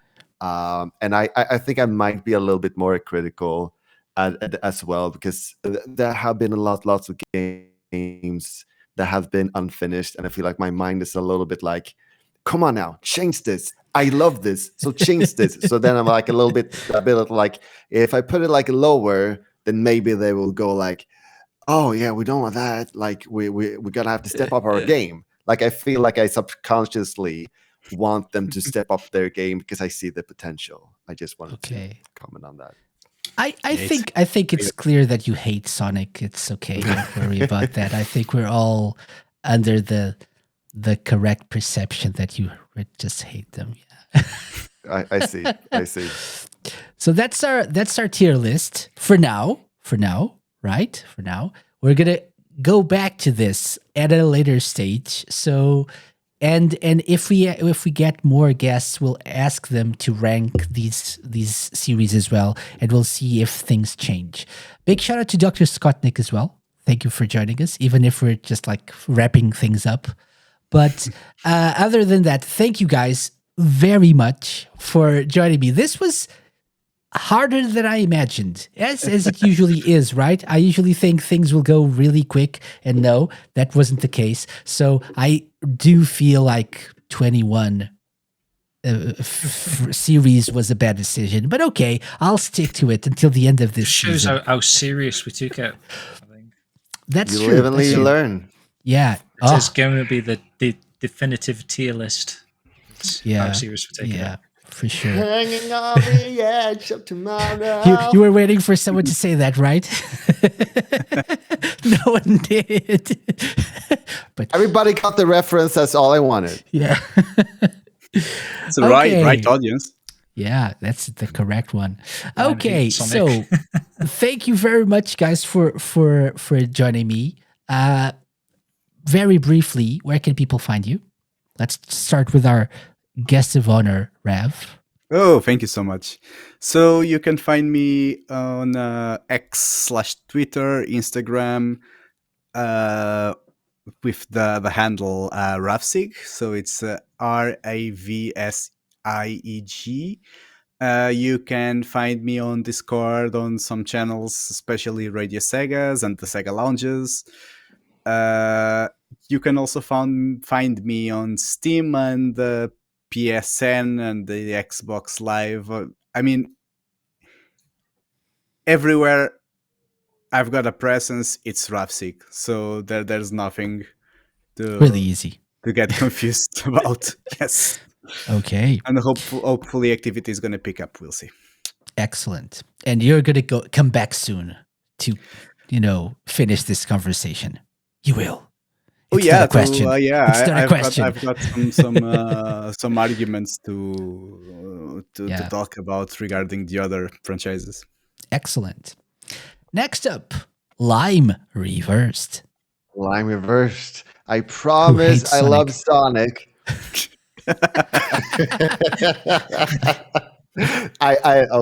Wow, my gosh. I've got proof. Just go to my Twitch, watch my streams, and you'll see that I play Sonic games like on main. So I aim to 100% all at least like main Sonic games, and well on our way there. So if you want to follow that journey, then please do. Live Reversed on Twitch, and I'm on X Twitter as well. And Blue Sky. Excellent. Well done. Very good. And finally, James. Finally. Yeah, so I'm SkillJim, YouTube SkillJim, Twitter X SkillJim, if you want to find me personally. Otherwise, if you're of the Shenmue persuasion, just search Shenmue Dojo anywhere. We're literally everywhere. And that's me. Okay. Nice quick one for you. Very nice. Yeah. Excellent. And Shenmue Dojo as well. Find the Shenmue Dojo. Yeah. As for us, thank you very much, guys, for watching on Twitch, for listening on Radio Sega. We'll be back live next month. I actually not sure if it's next month or the very beginning of May, because probably it falls on the first couple of days of May. But we'll be live once again, probably not with the second half of this. We'll see. Maybe we'll leave that for another time. But obviously, the SEGA Lounge will be back next week. We have a very interesting show. I'm so excited about next week's show. I'll tell you right now. If you're listening to this, tune in next week. It's a Streets of Rage themed episode. That's all I'm gonna say. And it was, when you think those guests will be great, but you're not really sure, and then they exceed your expectations. That's what happened with next week's show, which has been recorded already. Nice. So do tune in next week. That's it. Thank you very much for watching, for listening. TheSegaLounge.com. Obviously, follow us on Twitch, twitch.tv/TheSegaLounge for the next few live episodes. And thank you for putting up with us for over 3.5 hours. Hopefully this was mildly interesting, and we'll pick up the conversation very soon. See you all next time. Bye-bye. Bye. Bye. Thank you, guys.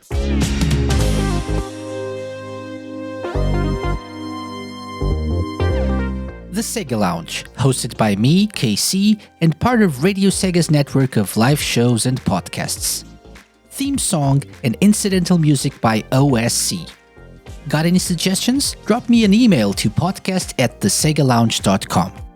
Find us at The Sega Lounge on X, Twitter, and Instagram, at thesegalounge.com on Blue Sky, and be sure to check out our Twitch and YouTube channel for live video content. You can find previous episodes of the show by going to thesegalounge.com, on the Terra Player app, and wherever you listen to podcasts.